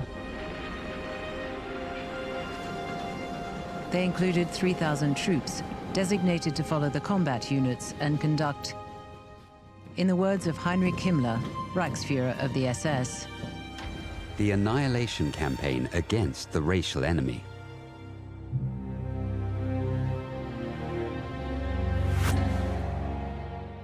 On January 9th, 1941, the Führer told his generals, "The enormous Russian space holds immeasurable riches. I am convinced our attack will sweep over them like a hailstorm." Hitler, in his second book, wrote with envy of the American ability to exterminate the Native Americans. He starts to look to the Ukraine as the breadbasket, which will provide wheat and meat and milk.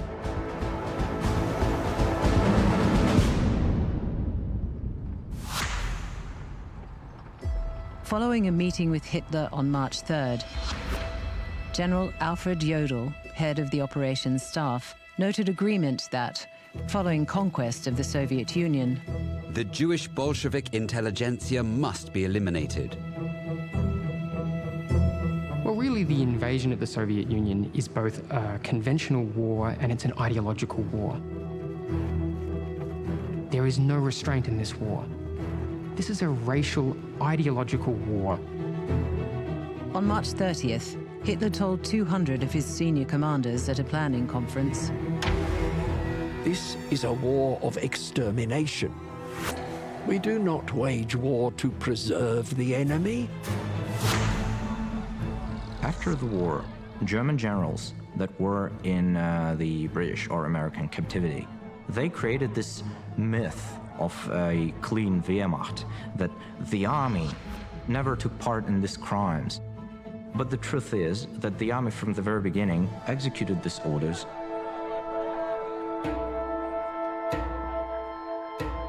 The criminal orders followed.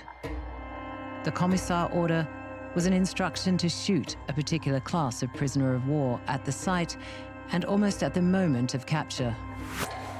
Hitler thought that the commissars were the driving power, the ideological cells in this organism, in this body of Red Army, right? So they had to be killed straight away. Field Marshal Wilhelm Keitel signed the final draft of the order. As a matter of principle, political commissars will be shot at once. The people who came here as the harbingers of the European idea, they turned into criminals, which fought Soviet people, which burned the whole villages. They killed women, children.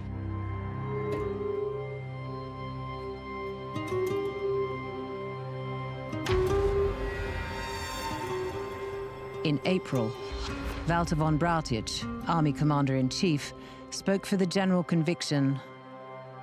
Fierce border battles anticipated, duration up to 4 weeks. Afterwards, only minor resistance is to be expected.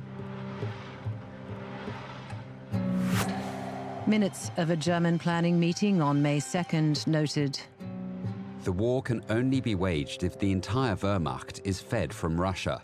As a result, tens of millions of people will doubtlessly starve to death."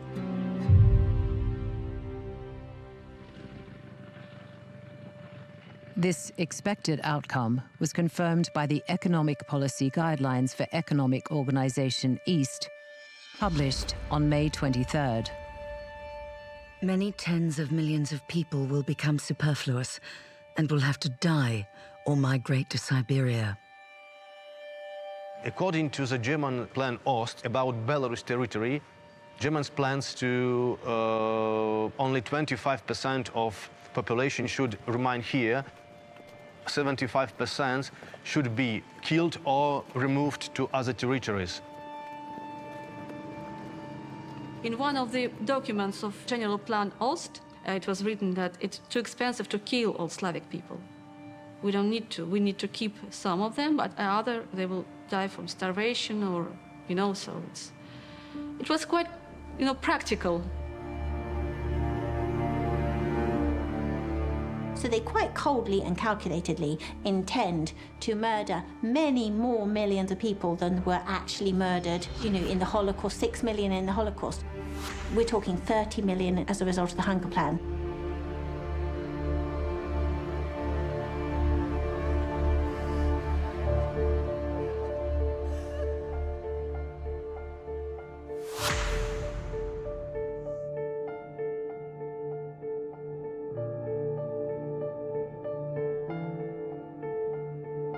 On June 11th, Stalin received warning of imminent attack from a Soviet agent in Berlin known as Starshiner. He rejected every warning. He was convinced that the more that he heard from warnings from the British about German preparations, that this was a British plot to provoke him into a war with Hitler purely for British interests.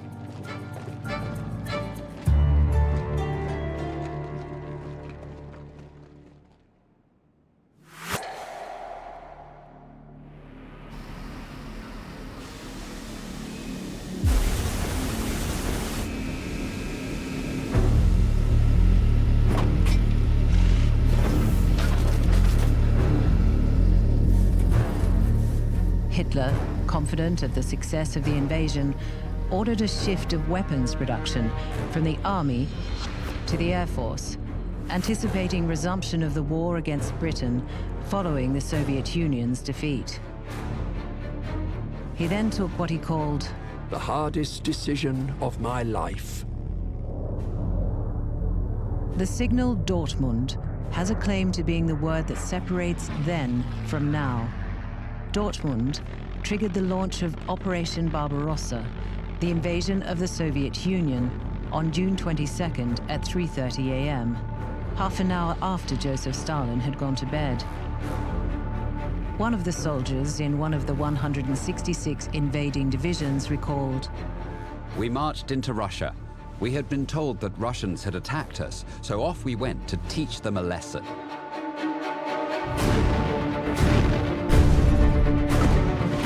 Stalin had disregarded over 80 warnings about Barbarossa and 180 violations of Soviet airspace in the preceding 3 months.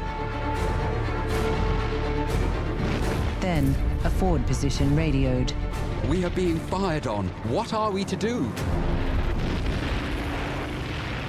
With the familiar Panzer technique, which had never before failed, Nazi Germany launched the campaign which was to overwhelm the Soviet and provide Hitler with a full entry into Moscow long before summer ended. The entire German forces, including their allies Romania, Finland, and various other contributing nations, came to about 4 million men that was going to cross the Soviet border and head towards their targets in the Soviet Union. German bombers struck 66 Soviet aerodromes, destroying more than 1,200 Soviet aircraft on the ground. Bombs fell on towns. Yuri Kuzhnikov, who served in the Red Army, remembered, "We woke up because of the noise in the sky. There were planes and they were flying and swooping down and nosedived. We thought it was part of the training, but it was Germans." The invasion was initially enormously successful for the Germans. They cut through the Soviet defenses. They almost destroyed the Soviet Air Force on the ground before they could even get aircraft in the air.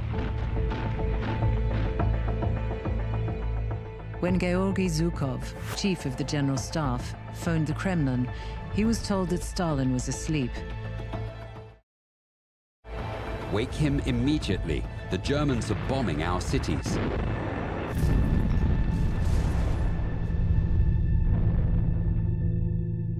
By nightfall on the 22nd, Italy and Romania had declared war on the Soviet Union.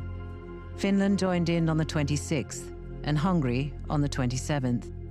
The German army in the east was supported by the Dutch, French, Danish, Croatian, Slovakian, Hungarian, Romanian, and Spanish volunteers.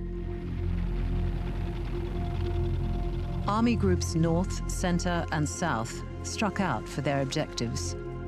Group North, tasked with the capture of Leningrad, South with Kiev, and Center, the largest formation with as much armor as the other groups combined, driving for Smolensk.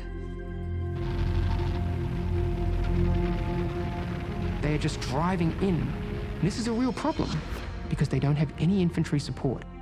They will close the encirclement at Minsk. They will ultimately capture some 300,000 Soviet prisoners of war, but the bulk of the German infantry is coming much slower behind them. On June 23rd, Goebbels wrote in his diary, "We must win, and quickly. The public mood is one of slight depression.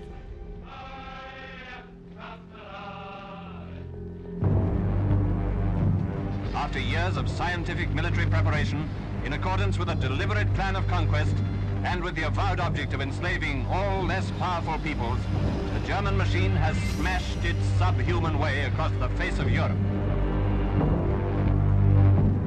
In many parts of the Ukraine, the Baltic states, and even Western Russia, the elders greeted the invaders as liberators. Empire was there for the taking, as Field Marshal Fedor von Bock observed. "This people would not be difficult to lead."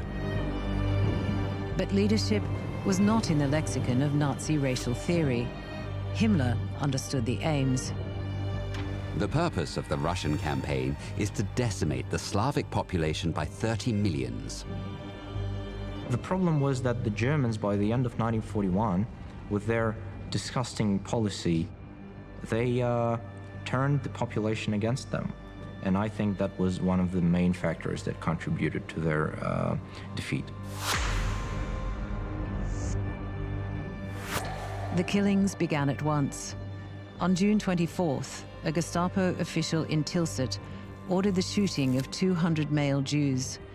A further 201 Jews were killed in Gargstad, 214 in Kretinga on the 25th, 111 in Palanga on the 27th, escalating to 30,000 at Kaunas between the 4th and 6th of July. The Holocaust does not start in Auschwitz or in a camp, but it starts on the killing fields of the occupied Soviet Union.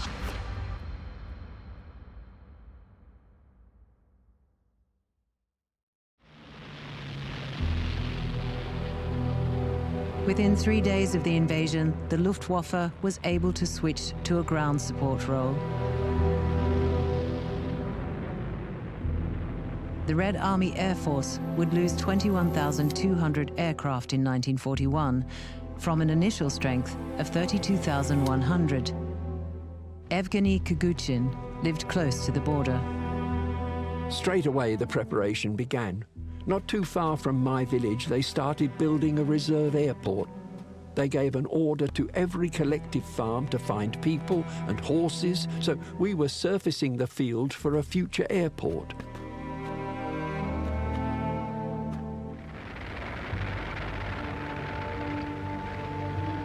On June 26th, as Pravda described the conflict as a fatherland war, von Manstein's surging 56th Motorized Corps had to pause at the western Dvina River and wait.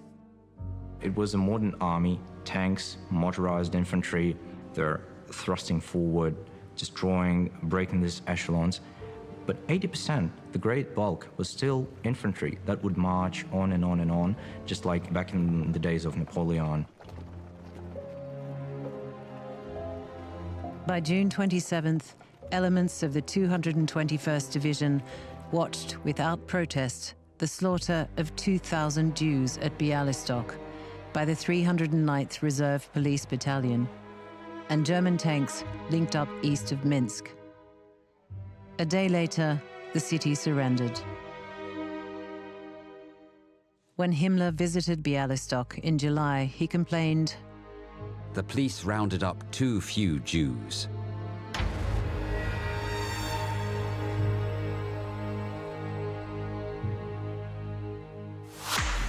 A week after the launch of Barbarossa, the vanguard was almost a third of the way to Moscow. But the 7th Panzer Division, spearheading Army Group Center's push, reported a 50% loss of Mark II and Mark III tanks and an unsustainable 75% loss of Mark IV models, mainly through mechanical failure. As you drive over it with a tank and then a truck and then a tank and then a truck, it kicks up an enormous amount of dust. And all of this is going into 1930s, 1940s air filters. It's going straight into the engines. The first partisan battle of the war took place around Pinsk on the 28th of June. The path in the swamps was very narrow. And if the German column need to pass through the swamps and through the forests, the partisans needed to shoot the first car and the last car. Germans paralyzed. They jump in the swamp, they die.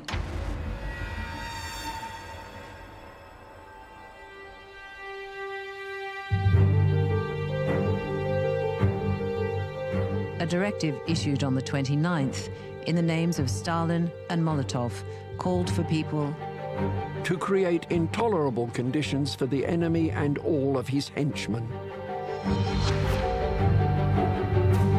Fighting against partisans for the Germans always means, well, if we find a gun or two in a village, then we consider the village to be a partisan village and we'll burn the village and we'll kill all the people. So in Belarus, we have more than 1 million non-Jewish inhabitants who are actually killed. In the first winter of war, several hundred thousand small children, younger than 1 year, their mothers didn't have milk, and there was now a substitute of mother's milk, because it was impossible for them to survive.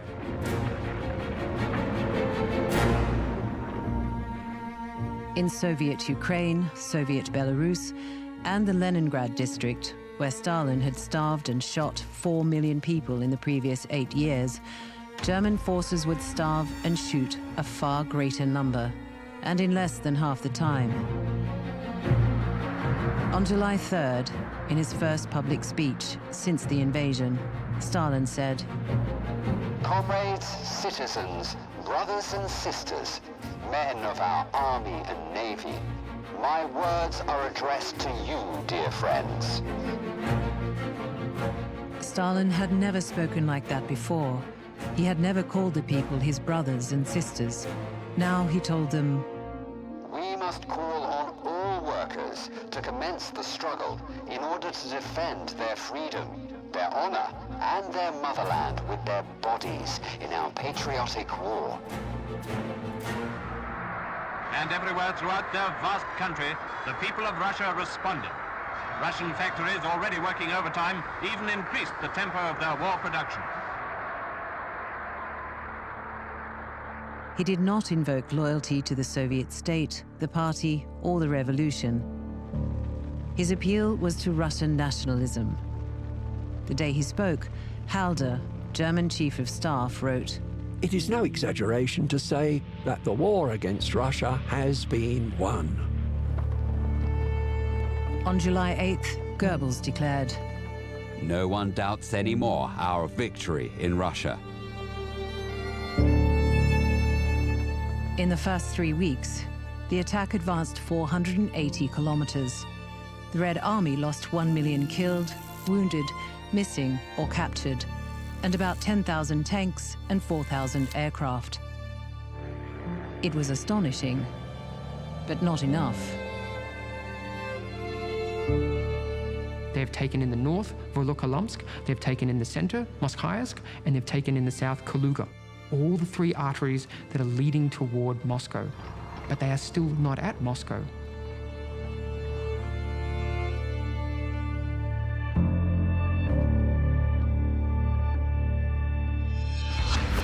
The crucial city of Smolensk, halfway between Minsk and Moscow, fell on July 16th. Lev Kazevich served in the Red Army. Main battles were going in Smolensk, and we were surrounded.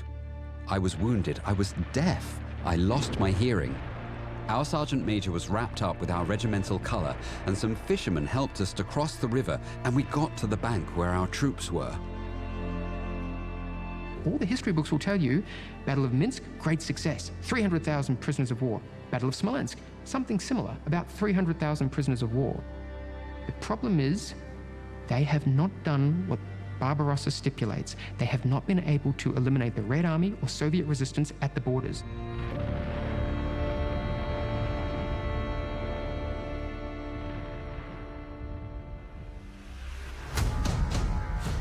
Hitler's confidence was untroubled. On the 16th, he said, "We have now to face the task of cutting the giant cake according to our needs. We shall never withdraw from these areas in future. There are never to be any but German soldiers west of the Urals."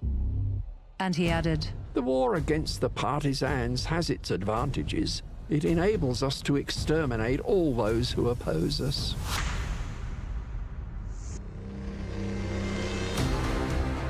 So Himmler ramped up the manpower deployed to the task of shooting non-combatants.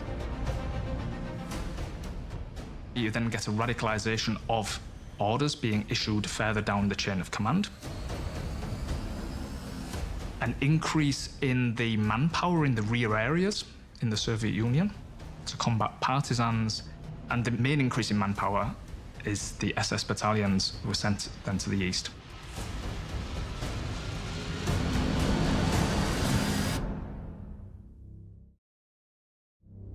By July 18th, an Einsatzgruppen report could advise that 3,302 Jews had been liquidated in the course of cleansing operations on the Soviet-Lithuanian border. Peter Bzhosky was a Soviet soldier. First time in our life, we saw how people were killed. Germans killed everyone. and that anti-tank trench was filled with human bodies. We saw there was bodies of toddlers. On July 19th, Shana Graham, who lived in the Perilous shtetl in Latvia, wrote, "An order has been issued that Jews must wear a yellow distinguishing mark." On the 27th, she wrote, "All the Jews in Devinskaya Street are ordered to put on their best clothes. In the afternoon, chased out beyond the cemetery and shot there. This is terrible. We did not expect things to end this way." On August 8th, "No one knows when our sufferings will end. I feel as though the next awful thing is getting closer and closer to me." On the 9th, Shana Graham's family was murdered.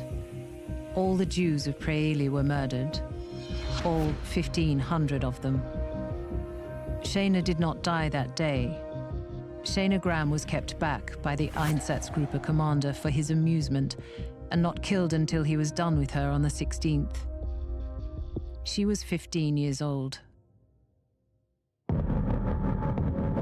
By July 20th, Admiral Canaris, chief of German military intelligence, reported that it was increasingly evident that the Russian campaign is not going by the book. Barbarossa was planned to be a quick war, but the truth is that the Germans could never reach what they had in mind, so that meant that they're trapped in the east.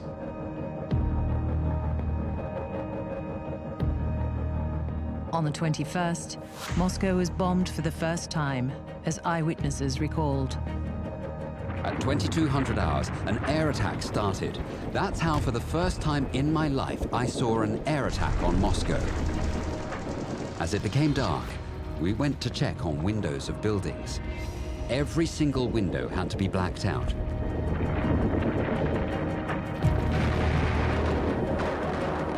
The first major Soviet counteroffensive was launched on the 23rd at Smolensk.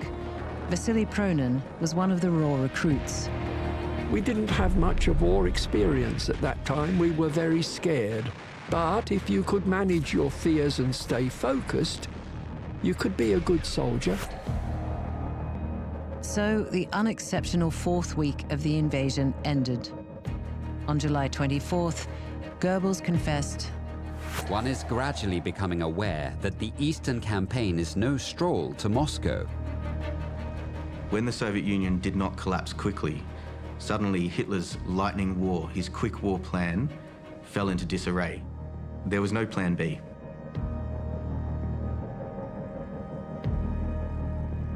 Two days later, July 26th, Hitler complained, "The Russians simply do not know when they are defeated."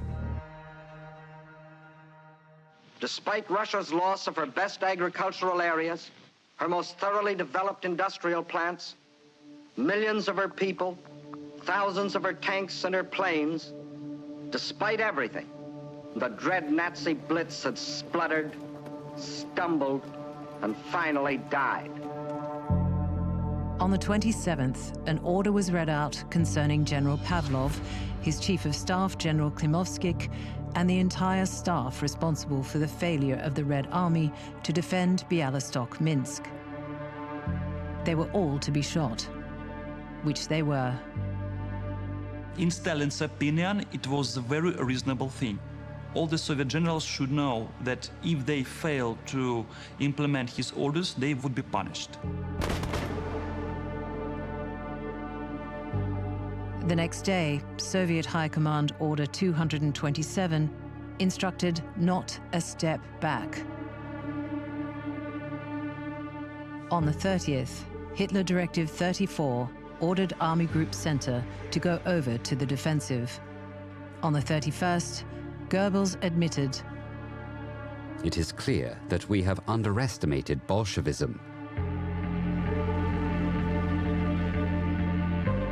Expected to conquer an area 20 times that of the land occupied in Western Europe, Operation Barbarossa launched with only 10% more men and 30% more tanks. Not for the first time, as Field Marshal Erich von Manstein confessed, an invader had failed to grasp the vastness of the land. Everyone was captivated by the endlessness of the landscape. The distant horizon seemed like some mountain ridge behind which a paradise might beckon, but it only stretched on and on. As General Halder wrote in his diary, "We are lost in the Soviet plains."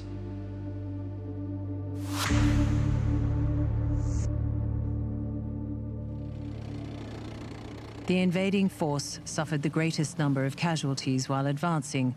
More than 500,000 wiped off the strength. And as the invasion advanced, Soviet industry retreated. As the German forces were pushing towards Moscow, the Soviet Union was already evacuating factories, government departments, huge resources to the east. Stalin's policy of the scorched earth will deprive Hitler of any loot. Between July and October 1941, more than 1,500 factories were transported east by train. 2,593 industrial units removed beyond the Urals and out of harm's way.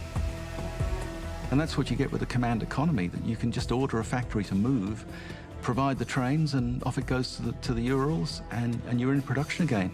But at enormous cost of sacrifice to the Russian people. 25 million people were shipped east and set to work 18-hour days, with 1 day off a month. In one place, 8,000 female workers lived in holes bored in the ground. The scale of civilian suffering everywhere was unimaginable. In 1941, the biggest tragedy of this war started, the siege of Leningrad.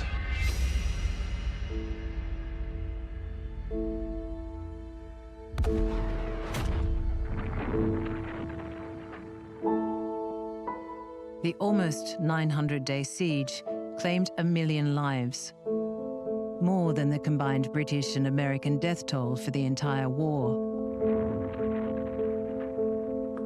Diarists recorded the fate of the city as it ran out of water, of power, and of matches.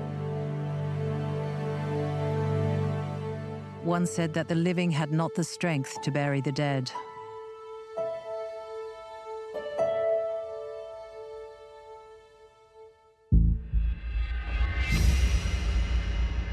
In September, panzer divisions met up at Lochwitze, encircling an army which, on the 26th of September, surrendered 655,000 Russian prisoners.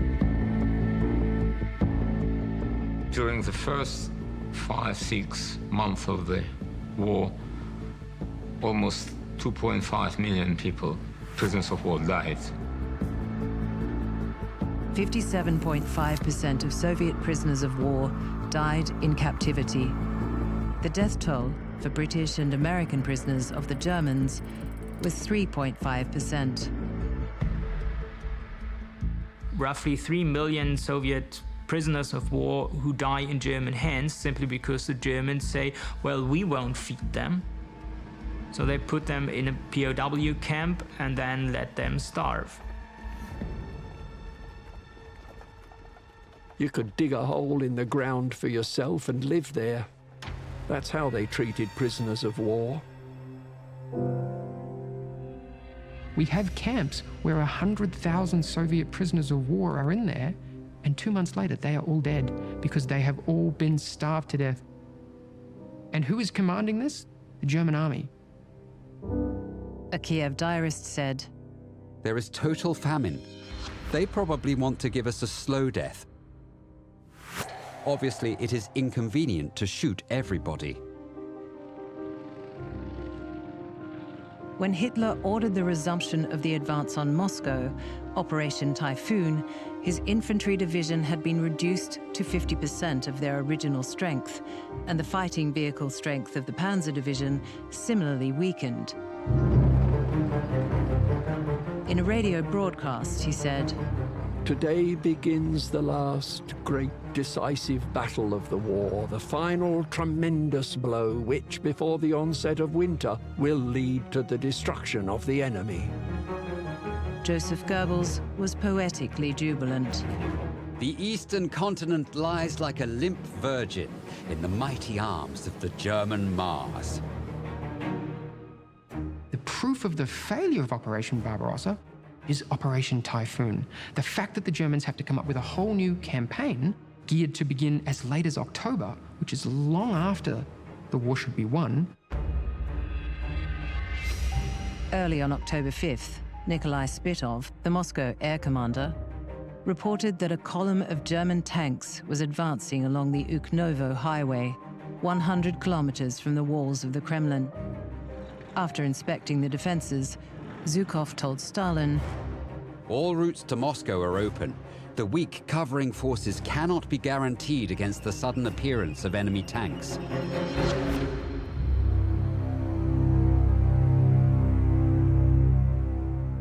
On the 15th, Stalin ordered the evacuation of Moscow, but announced that he would remain in the capital.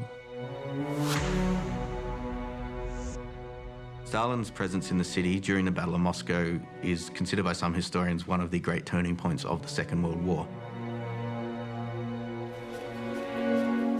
So the leader is extremely important. The leader can construct these images, can communicate this, but the leader has a lot of work to do here.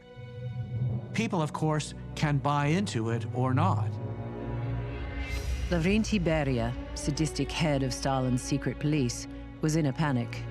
How are we going to defend Moscow? We have absolutely nothing at all. We have been overwhelmed. We shall be shot down like partridges. Vasily Pronin was with the Red Army. Tula was a southern point of Moscow's defense. It was planned that the 50th Army would defend the city, but that army was surrounded in Bryansk. By order, all men from Tula, except bakers and men from the armory, had to go and defend Tula. Gunther Blumentritt was chief of staff of the German Fourth Army. He saw Russian workers poured out of the factories and fought with their hammers and tools in defense of their city.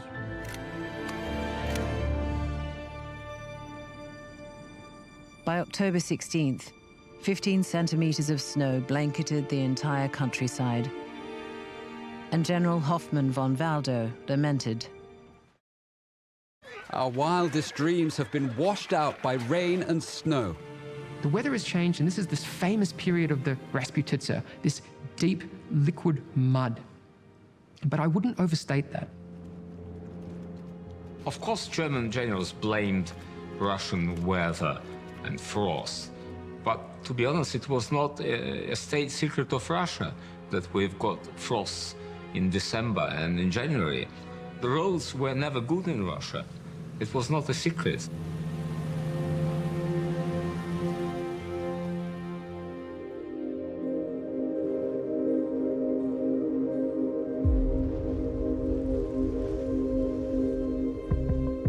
On November 12th, the temperature on the Moscow front dropped to -12 degrees Celsius, and frostbite and more began to spread through the invaders, who had not been equipped for the winter. On October 12th, 1941, General Heinz Guderian recorded a temperature of -52 Celsius. Soup froze in the bowl, and bowels froze in the latrine, killing the man with his pants around his ankles. It's -40. They cannot stay in the open, right? So they will just drive the Russian civilians out of their small huts, and they will just live there. And that meant that a lot of these people just died. And no one knows how many perished because of that.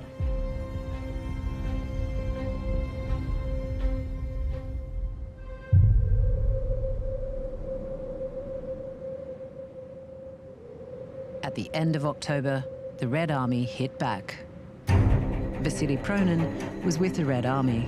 On the 30th of October, the first tank attack started. We destroyed 31 German tanks, but it was very hard battle. It took many lives. Konev's Kalinin Army Group, northwest of Moscow, moved on November 5th. Zhukov's Western Army Group launched the main attack one day later, the 6th.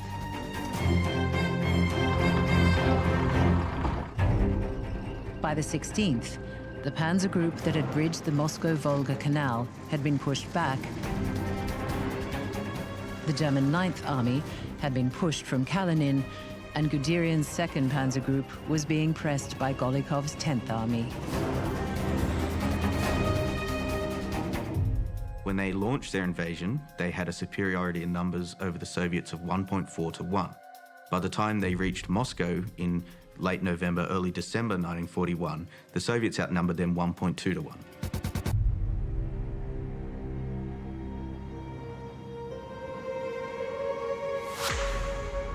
On December 13th, 1941, the 6th Panzer Division reported that it only had 350 riflemen and no tanks.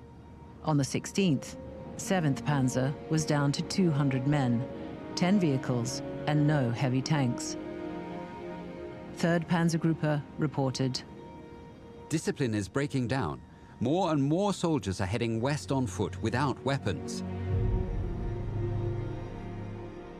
A Soviet commander in the 19th Rifle Brigade recalled, The Germans in July 1941 were confident, strong, tall men. But later on, they became miserable, crooked, snotty, wrapped in woolen kerchiefs stolen from old women in villages.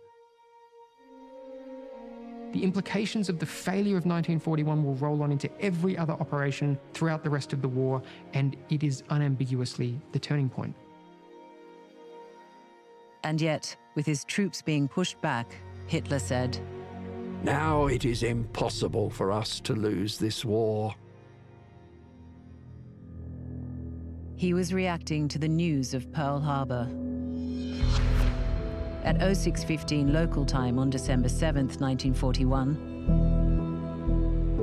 the first wave of Japanese aircraft took off from their carriers, positioned some 320 kilometers north of Hawaii.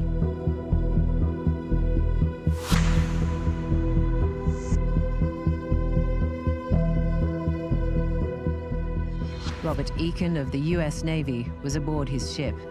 We were tied up at the submarine base when the Japanese hit. I was having a chat with the first lieutenant. He said that they're kind of early this morning. We were thinking about the Army Air Force. They used to have maneuvers on Sunday mornings. Then pretty soon we saw a bomb drop, and he said this isn't the Army Air Force. So some general quarters and everybody headed for their battle stations. At 0750 hours, the first wave of Japanese aircraft, 43 fighters, 51 dive bombers, 70 torpedo bombers, and 50 ordinary bombers, flying in layers from 3,000 to 4,500 meters, appeared over Hawaii. We went up to our battle stations and fired at planes coming over. And it went on for a couple hours. Me and my gunner got credit for a plane and a half. How they figure, I don't know. Japanese planes attacked the airfields at Wheeler, Kaneohe, and Hickam, and launched torpedoes at the naval squadron of 94 warships and auxiliary vessels at anchor, including 8 battleships in Battleship Row. We saw the Arizona get hit. A lot of the guys were caught in fires and jumped over the side. Some of them drowned, some of them burned to death. But I was one of the lucky ones.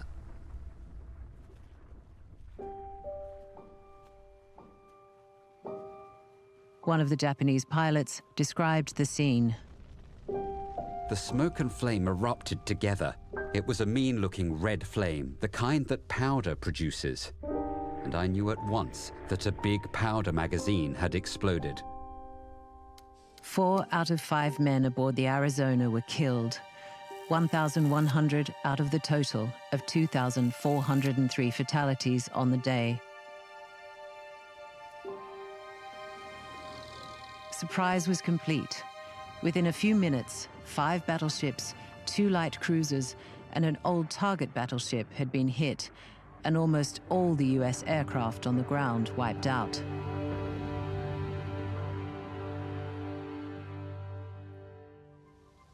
Pearl Harbor was the key.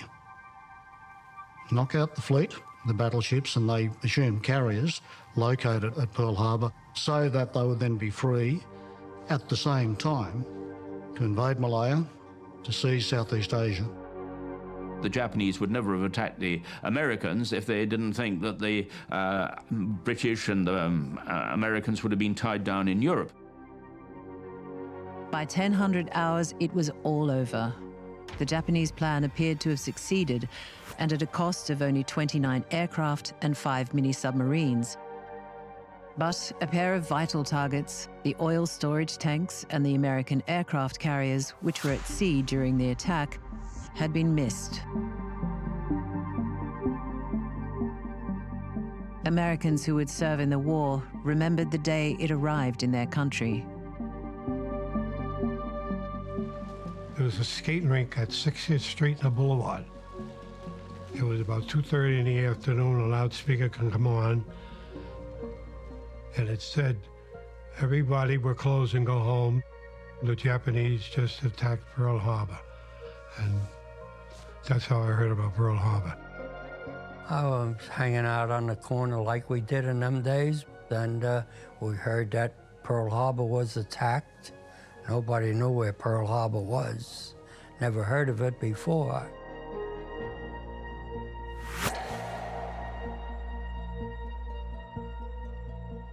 In the immediate aftermath of Pearl Harbor, American recruiting officers had to remain open throughout the night. Remember Pearl Harbor became the sort of rallying cry of the American people, much like Remember the Alamo. It really rallied the American people around the cause. I remember it very clearly because at the time there was a football game going on in Chicago. When it came over the news, the amazing thing was that the next day, hundreds of boys left immediately to join the Army. Tactically, it was very effective, tremendous success. Politically, it was a disaster because it united the American people behind all-out war.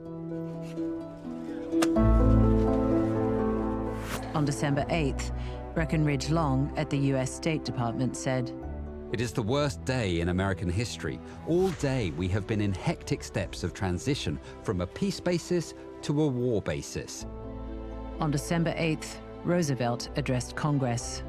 I think he deserves recognition as the greatest president of the 20th century and the 21st, because he was equal to this moment. December 7th, 1941, a date which will live in infamy. The United States of America was suddenly and deliberately attacked by naval and air forces of the Empire of Japan. If you listen to his voice in that remarkable speech, which I think is one of the greatest speeches of the 20th century, he is deeply, deeply angry. Congress voted in favor of war by 470 votes to 1. Jeanette Rankin, the pacifist congresswoman from Montana, demurred.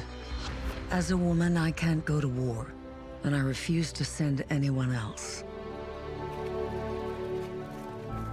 When the Congress voted, the US Army was barely 100,000 strong. When Japan signed the surrender, aboard the USS Missouri, the United States had equipped, trained, and put into uniform almost 15 million military personnel. War on an unimaginable scale had been unleashed.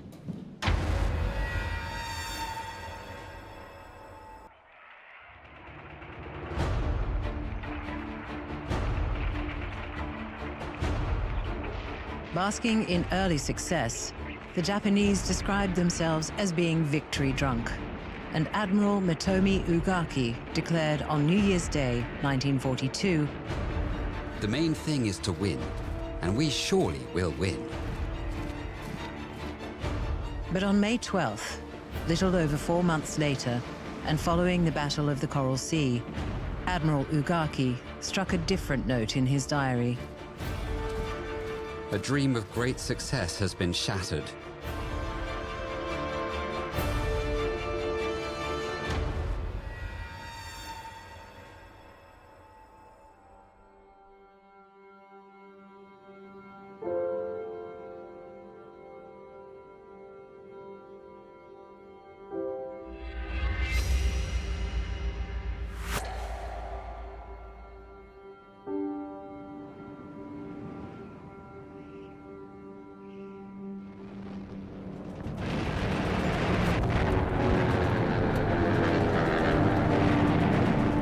The attack on Pearl Harbor on December 7th, 1941, was a shock, but not quite a surprise.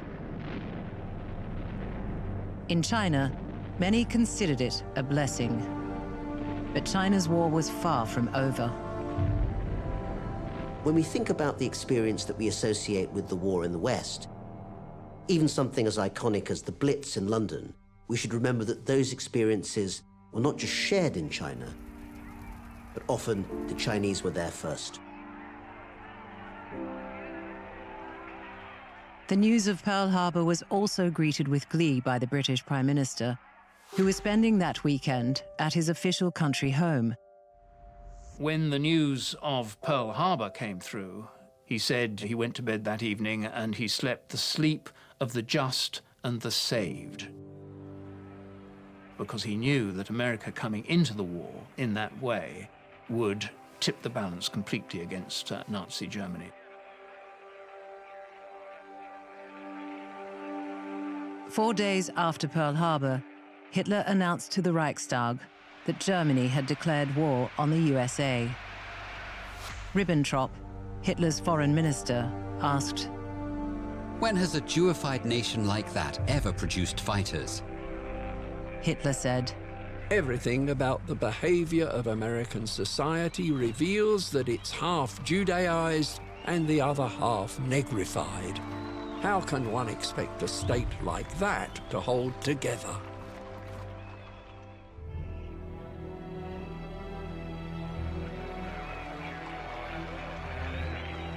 The American president spoke to the American people and to the world in his State of the Union address on January 6th.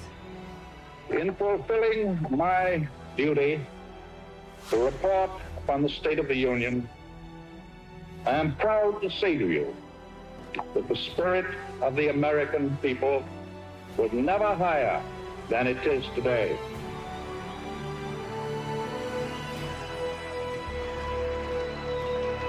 Hitler thought that even if America came into the war, it would be so preoccupied with the Pacific and with Japan, it would have little time and energy and resource to apply to Europe. It's totally the other way when it comes to it. Roosevelt commits its forces first to the European war. It is a remarkable thing.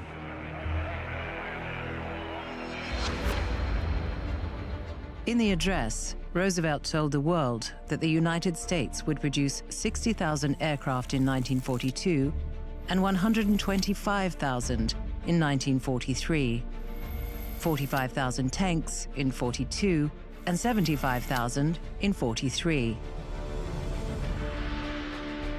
This will give Japanese and the Nazis a little idea of just what they accomplished in the attack at Pearl Harbor.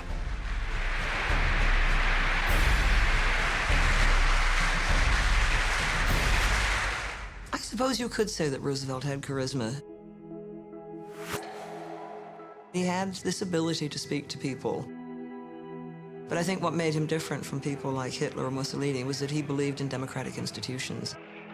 He always accepted that he worked within the bounds of the American Constitution. The president was determined that the production figures in his Union address would be achieved or bettered. He sent for a businessman, Donald Nelson, executive vice president of Sears Roebuck. Roosevelt set up a new authority, the War Production Board. He asked the man from Sears Roebuck if he approved of the name. Nelson said it was fine. Roosevelt said, I'm glad you approve, because you are the chairman of the War Production Board.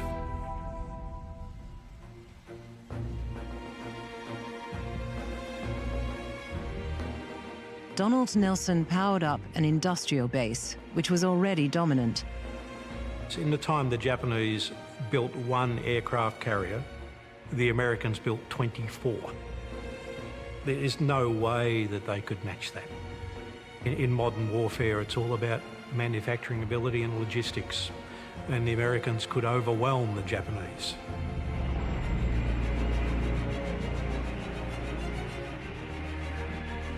Americans are preparing with all possible speed to take their places. Workers in the mills and the mines are laboring long hours under great pressure to turn out the weapons and the equipment without which the war cannot be won.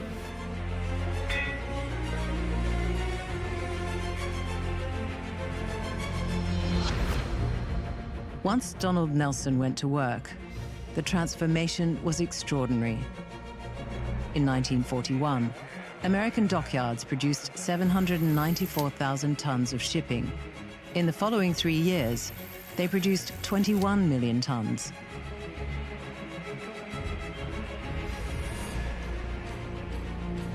In 1940, the United States of America produced 2,141 aircraft.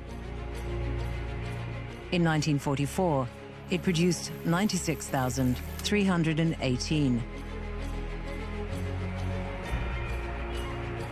By 1943, 18 American shipyards were together producing 3 14,000-ton cargo vessels every day. America is determined to build enough ships fast enough. And those living near the shipyards knew as well as anyone that there was a war on. Work never stopped on the ships. Early or late, it was possible to hear the roar of construction 5 miles from the shipyard.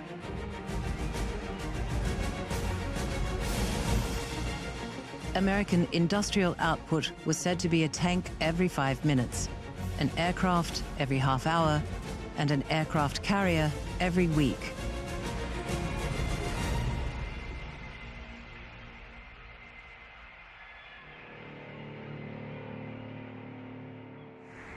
But the threat to America was not on her Pacific, but on her Atlantic seaboard. In January 1942, German U-boats sank 132 ships between New York and Miami. The Germans called it Operation Drumbeat, Paukenschlag, nicknamed the Second Happy Time.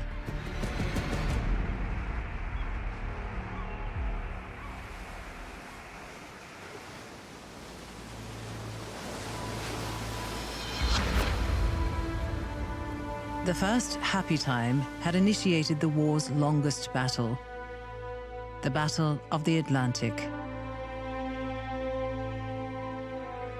In March 1941, the First Lord of the Admiralty said, We must impress upon both employers and workers that in facing the Battle of the Atlantic, now opening upon us, we need every ounce of their energy and ever-increasing production.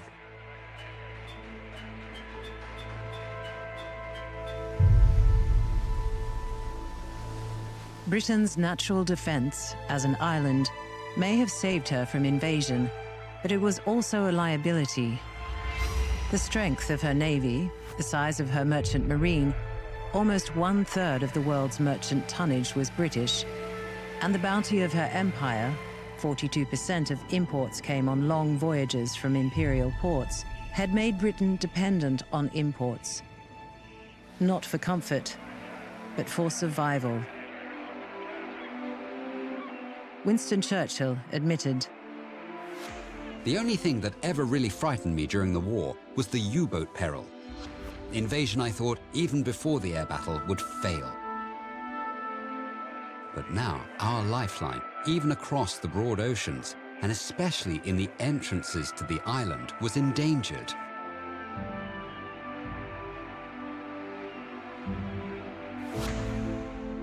Admiral Karl Dönitz commanded the U-boats, but not in the numbers he thought necessary.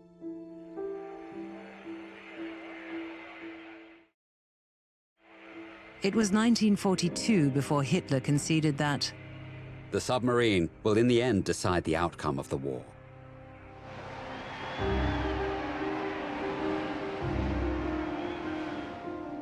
The fall of France brought the German U-boat fleet closer to the Atlantic shipping lanes through possession of French ports.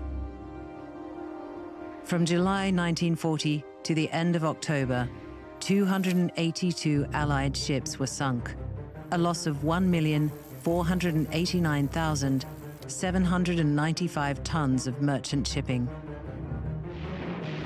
When a ship was hit, getting the lifeboats away was an epic endeavor, recalled with emotion by those who witnessed it. The wind shrieked through the rigging and superstructure. I caught a glimpse of one of the big merchant ships being rolled on its beam ends by the huge swells. The boat was lowered somehow, and we scrambled down towards it. "Cast off!" bawled someone when the boat seemed crowded, but answered at once by yells and screams above us. "No, no, wait a second!"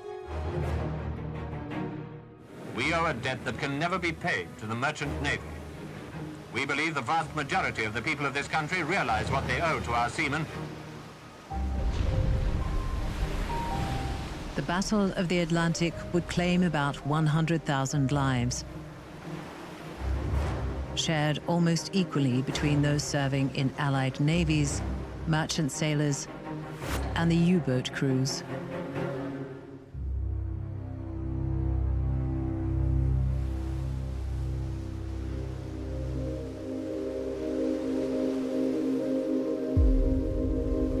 Tactics and weapons evolved as the battle continued.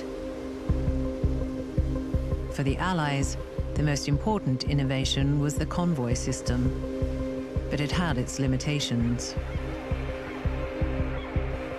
A convoy system reduces the efficiency of shipping because you have to wait for enough ships to be assembled. They move from point A to point B at the speed of the slowest.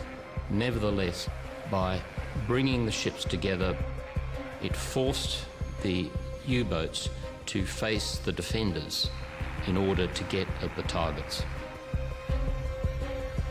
The Germans have tried hard to beat the convoy system, but they have failed. As in the last war, so in this, the convoy system has proved its efficiency. Tactics improved, but according to a U-boat captain, nothing improved life aboard the U-boats.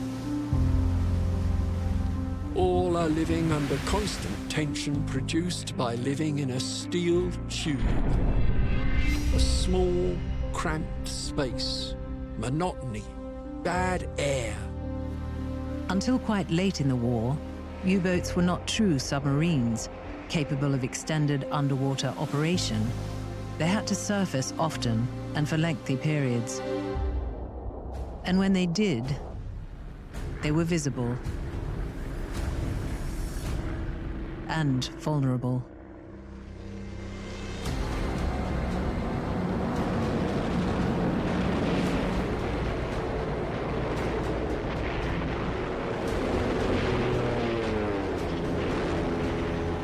The Kriegsmarine lost 696 out of the 830 U-boats sent out on operations, and over 70% of all U-boat crews operational between 1939 and 1945.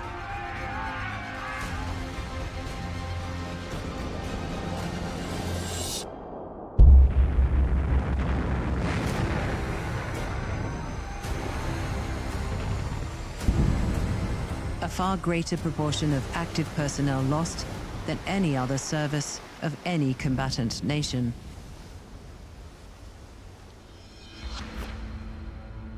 According to Dönitz, the loss of a single boat was a price paid for sinking 100,000 tons of Allied shipping. But by May 1943, the value of one boat had become an unacceptably meager 10,000 tons. On May 24th, Dönitz was forced to admit that, for the moment, the battle was lost. The battle would be renewed with improved vessels and weapons, but the initiative was never regained. The Battle of the Atlantic was the vital logistic battle of the war. Whether it failed or succeeded on either side really determined the course of the war. The turn of the tide was the result of the continuing evolution of the intelligence system. It was the result of the increase in strength of the escort forces. It was the result of technological developments, in particular direction-finding systems, by enabling the North American industrial machine to provide all the resources that were needed to fight what was an industrial war. The Battle of the Atlantic was central.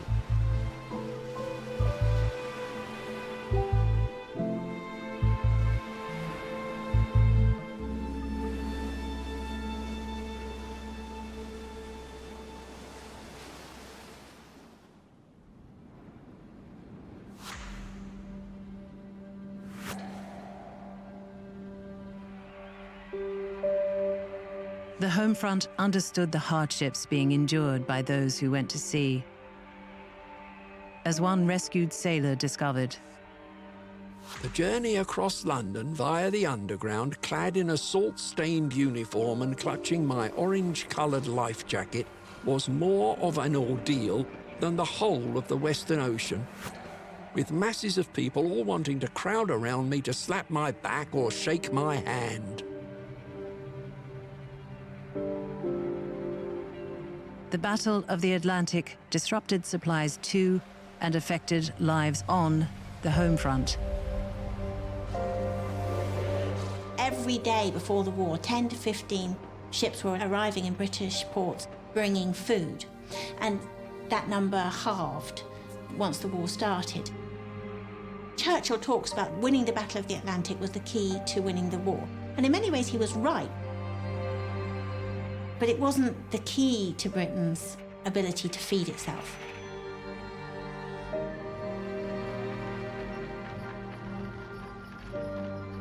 In 1938, 68 million tons of imports were landed in Britain. In 1941, the figure was 26 million. Golf courses were ploughed and planted. Rationing enforced. Ersatz recipes officially distributed. The shipping crisis of 1942 forced legislation in Britain outlawing white bread and introducing a detested beige bread known as the national loaf. Onions were so valued, they were given as prizes in raffles and presents on birthdays. But overall, though the diet of the middle class deteriorated during the war, that of the working class improved. So the Battle of the Atlantic was crucial, but it never threatened Britain's survival.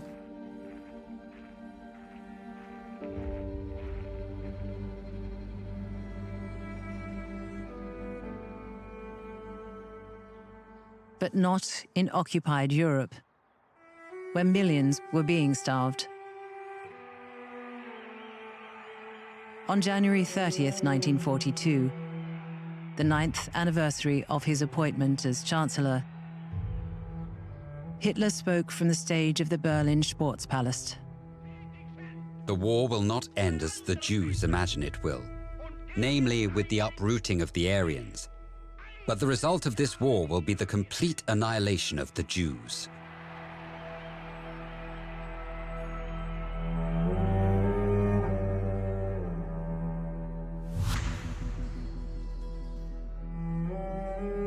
Those walled up in ghettos were already fulfilling his prophecy.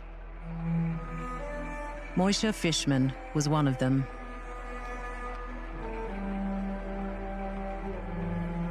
We finished up living 10 to a room. We slept in shifts. Because of the hygienic condition, typhus set in. We had no medicine. Whatever we had to be smuggled. If they found you outside the ghetto without the band, you were a dead person. People were dying right, left, and center.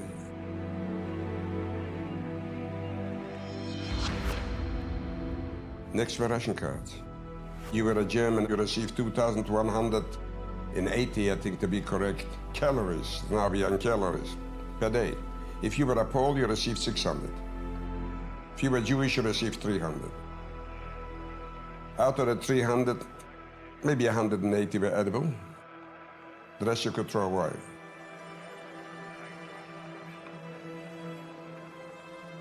It keeps you just alive, but only just, and eventually you starve to death. Anybody who they considered to be not worthy of life, they employed this strategy of starving them to death.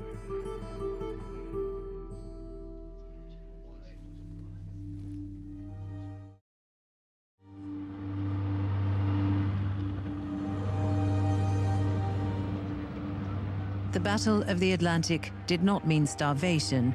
It meant shortages and shoddy substitutes. Elsewhere, the disruption of maritime supply lines did mean life or death. If the United Kingdom is an island nation, Japan is a nation of islands. The Japanese go into the Second World War with America on a very frugal ration already, and it gets worse. So Japan depends on imports from abroad, but it also depends on shipping between the islands. And the American U-boat campaign against Japan is extremely effective. 1 month after Pearl Harbor, on January 7th, 1942, the USS Pollock sunk a Japanese freighter off Tokyo. It was the first of the 1,113 merchant ships sunk by the American submarines. Japan knew it could not win a war of attrition. Admiral Yamamoto, Commander-in-Chief of the Imperial Japanese Navy, famously told his Prime Minister, "In the first 6 to 12 months of a war with the United States and Great Britain, I will run wild and win victory upon victory."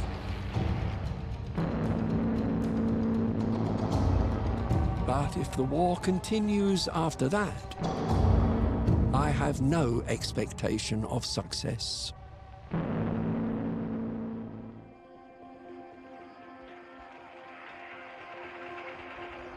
Within the space of 5 months, Japan created a vast empire. But against fragile opposition.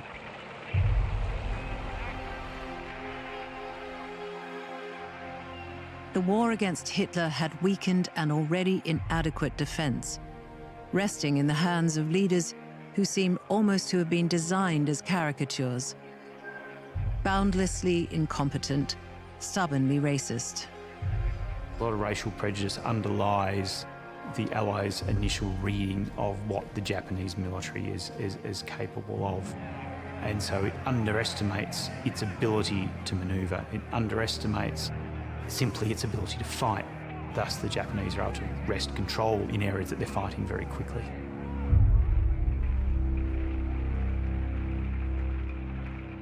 Even in defeat, praise was grudging and tainted.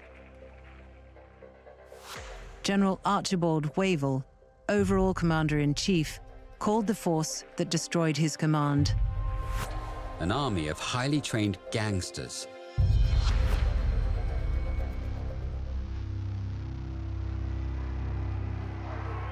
Japanese racism was at least as toxic as that of any other country. Of those the invasion set out to conquer, the manual advised soldiers, "We may wish to make men of them quickly, but we should not expect too much." Racism was one of the most important explanations for the fact that the Japanese never really were able to work as closely with the Germans as they might have done.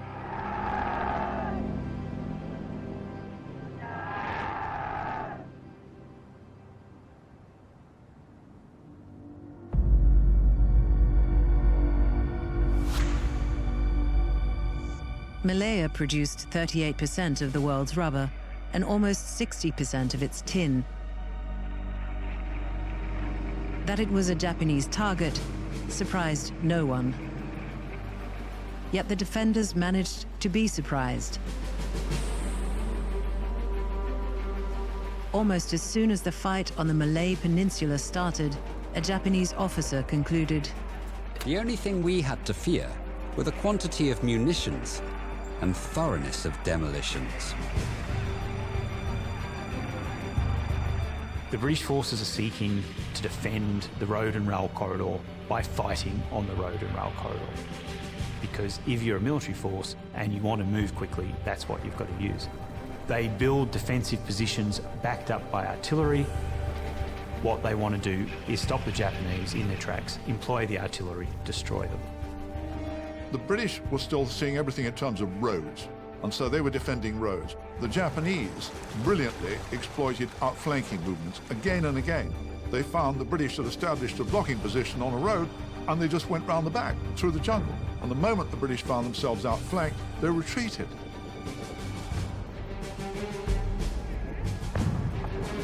A British officer was eyewitness to the speed of Japan's advance. Within 2 minutes, a dozen medium tanks passed me. They had crashed right through our forward companies. General Yamashita, commanding the Japanese invasion force, had 150 tanks.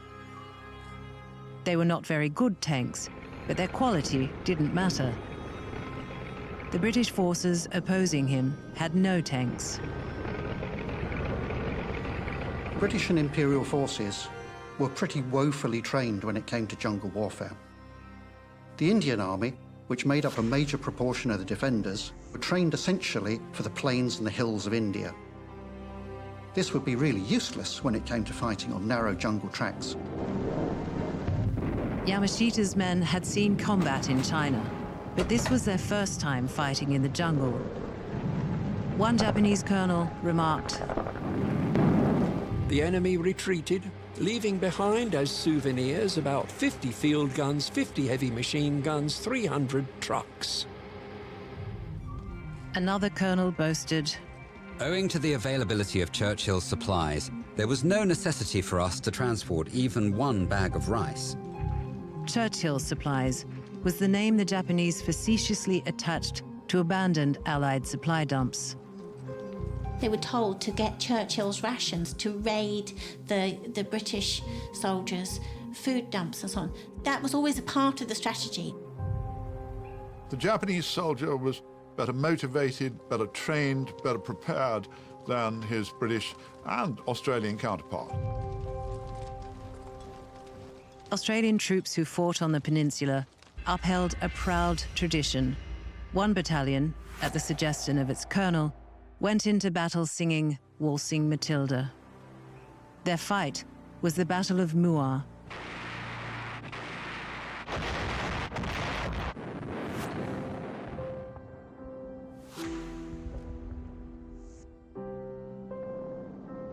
General Yamashita said, "The Battle of Muar was the most savage of the whole campaign. In all fairness, the survivors of the enemy forces can feel proud, because in a week-long bloody battle without any tank or air support, they held up the whole of my army."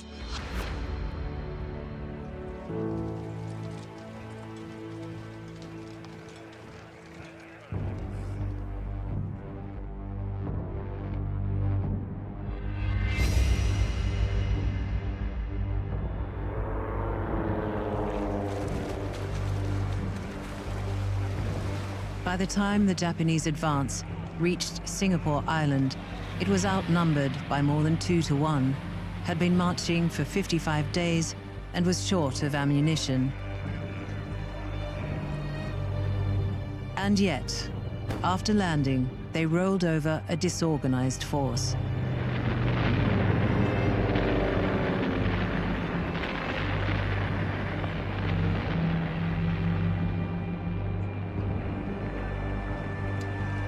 Many of the Allied troops facing the Japanese invasion were recently arrived and mainly raw recruits.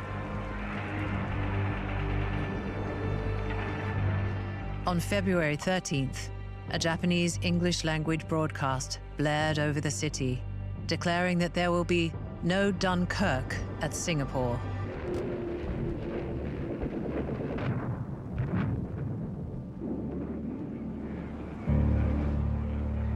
Two days later, Arthur Percival wrote in his diary, "There is no hope or help on the horizon."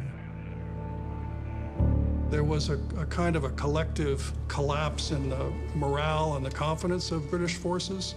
It was really all over when the Japanese invasion force captured the city's water supply. At that point, it would have been very easy to lay the British forces under siege. Arthur Percival surrendered his command.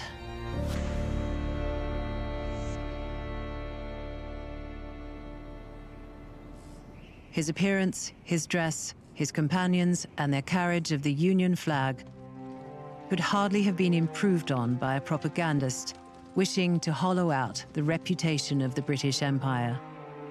He fitted perfectly the role of scapegoat.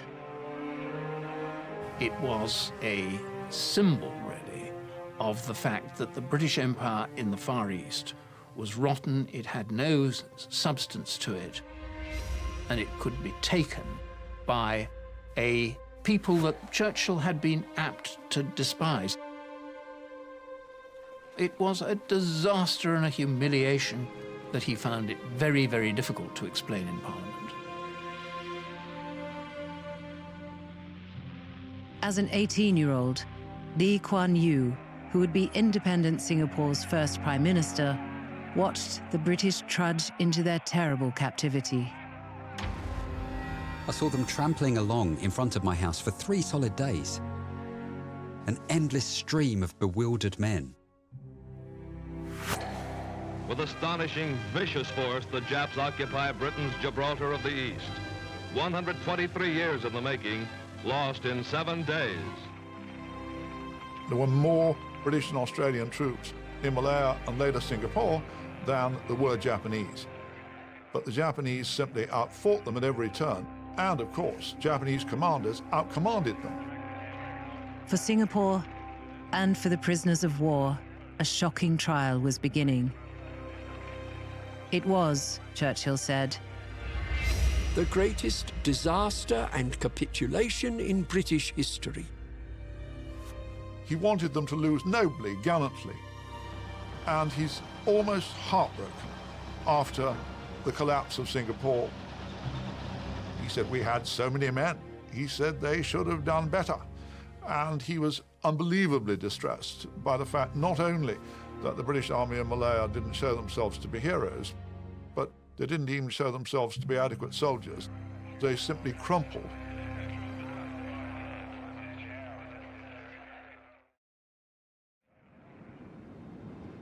The Japanese view was expressed in the diary of one of its soldiers.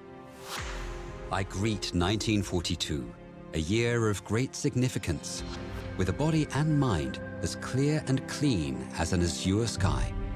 In this year, more than any other, we must fulfill the path of the warrior. That path would be a crooked one. In every occupied territory, the killing of civilians, for little reason or no reason, started at once. The Japanese have been fighting the Chinese for a decade, and when they conquer Singapore, who do they turn on? They turn on the Chinese population of Singapore. The Sukching, the great massacre of the Chinese, is the first big tragedy of the Japanese conquest. Operation Sukching, carried out in Singapore from February 21st to March 4th, targeted 5 categories of Chinese males between the ages of 18 and 50. The selection was often arbitrary. At Jalan Besar, one of the screening centers, men who wore glasses are said to have been selected because they were assumed to be educated. The Japanese military were immensely powerful and had incredibly racist, denigratory attitudes towards the peoples of East Asia, over which they were gradually annexing territory.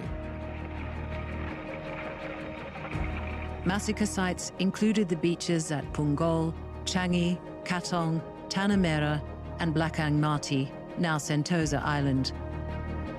Japan admits the outrage and puts the death toll at 5,000. The Singaporean estimate is between 20,000 and 50,000 killed. What usually happens in a campaign of violence is that you manage to bind different groups of people together around some common ideological or political program so that you can engage in violence on this scale. But there's no one motive, there's no one mindset.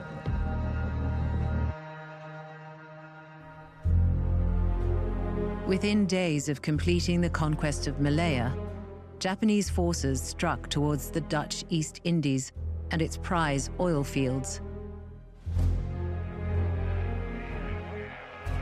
There, the critical engagement was at sea, where the Battle of the Java Sea destroyed an Allied fleet, sailing under the Dutch Admiral Karel Doorman. 10 ships and 2,000 men, including Doorman, were sent to the bottom for the loss of one Japanese troop transport.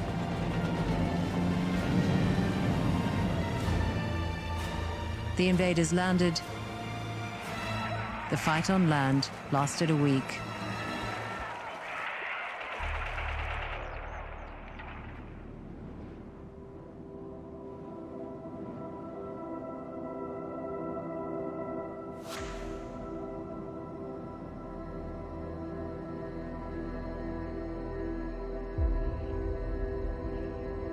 Two months earlier, just 3 hours after Pearl Harbor, the Japanese had attacked the British colony of Hong Kong.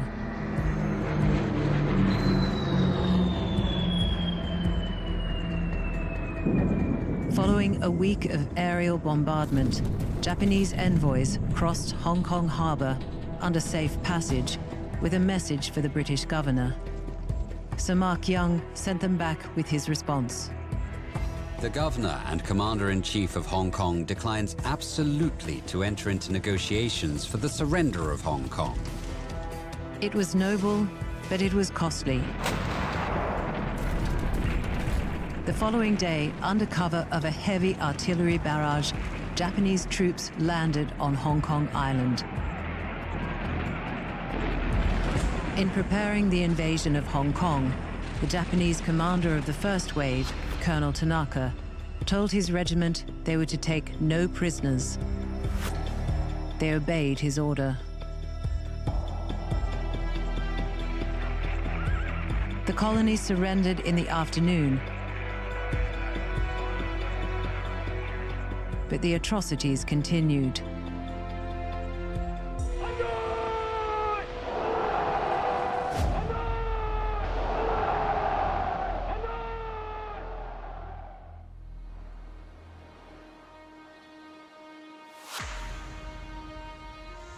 America's presence in the Philippines, it was never called a colony, went back to the 1898 war with Spain. General Douglas MacArthur's father had been its military governor, which is why MacArthur was invited to organize its army. He claimed he had a tremendously strong offensive and defensive force. He had 130,000 men in uniform. But 100,000 were Filipinos who were to fight with great courage. But they had been trained in close order drill. They could salute, but not much else. The Philippines, of course, they knew something was coming, but it was a long time since they'd been at war, and they weren't fully combat-minded until the combat happened. 7.5 hours after Pearl Harbor, the first attack hit Luzon, the largest island in the Philippines.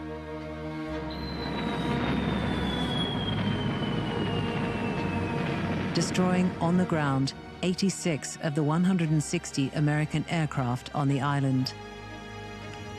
The main landing on Luzon established 43,110 men of the Japanese 14th Army ashore.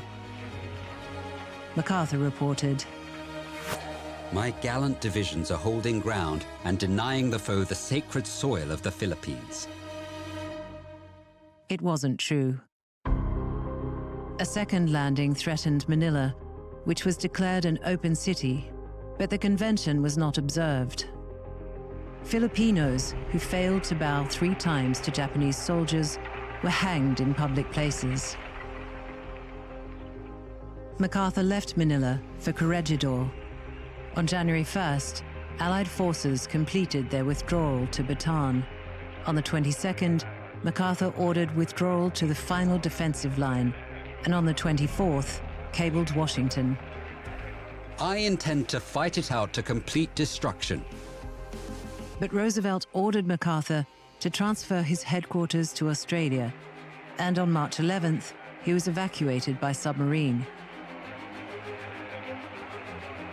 A poem written in a Japanese POW camp gave voice to the thoughts of some, perhaps not all, of those he commanded. The 9th, Major General King, asking his opposite number, Let him go, let him go. We are the braver. Stain his hands with our blood, dye them forever. Recall, O ye kinsmen, how he left us to die, starved and insulted by his infamous lie.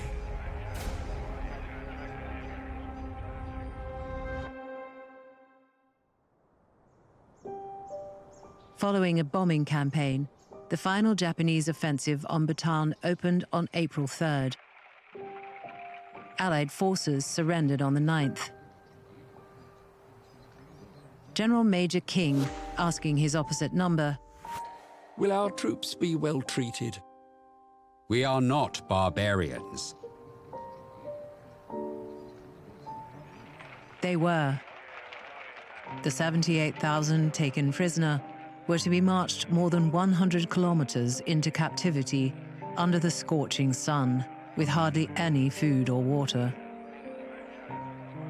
This was the Bataan Death March.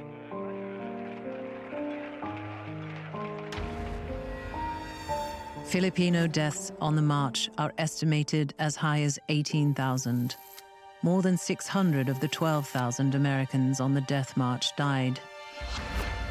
Barely a third of those who survived were alive at the end of the war. 3.5% of the Allied prisoners of Germany died in captivity. The toll for Allied prisoners of the Japanese was almost 10 times that figure.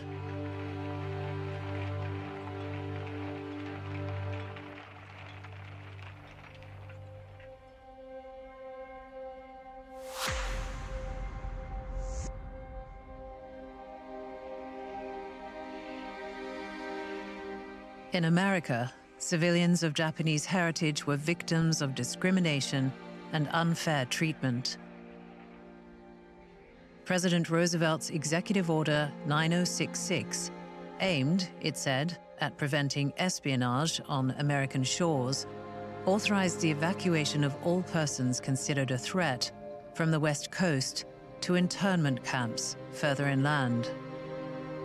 The order did not specify any ethnic group, but curfews were announced that applied only to Japanese Americans. Then, on March 29, 1942, under the authority of the executive order, Lieutenant General John L.W. DeWitt issued Public Proclamation No. 4, which began the forced evacuation and detention of West Coast residents of Japanese American ancestry.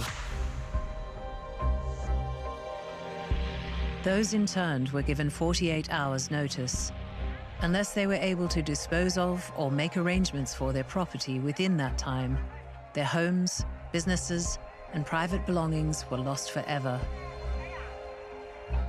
Between March and August, around 112,000 people, nearly 70,000 of them born in America, were sent to army-style barracks. None faced charges of disloyalty, and there was no means by which they could appeal their loss of property and personal liberty. 10 different internment camps were established many miles inland, mostly in desolate locales. In the camps, families with the clothing and possessions they could carry with them lived until the end of the war. But that was 3 years away. On May 5th, just 10 weeks after Roosevelt signed Order 9066, Japanese forces landed on Corregidor after a bombardment of 16,000 shells. On the 6th, General Wainwright sent a cable. With profound regret and continued pride in my gallant troops, I go to meet the Japanese commander. Goodbye, Mr. President. He then surrendered his garrison on Mindanao. On the 16th, General William Sharp surrendered the last of the Allied forces and brought the Philippines campaign to an end.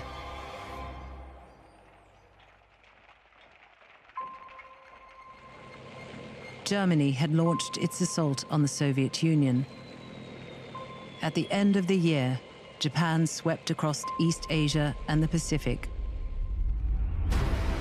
In the early months of 1942, the Allies confronted two vast empires that had been created with unimaginable speed. And then, less than 3 weeks after General Sharp's surrender, the US Pacific and Imperial Japanese fleets met at Midway. By the end of 1942, in North Africa, in Russia, in the Pacific, the whole direction of the war had been reversed.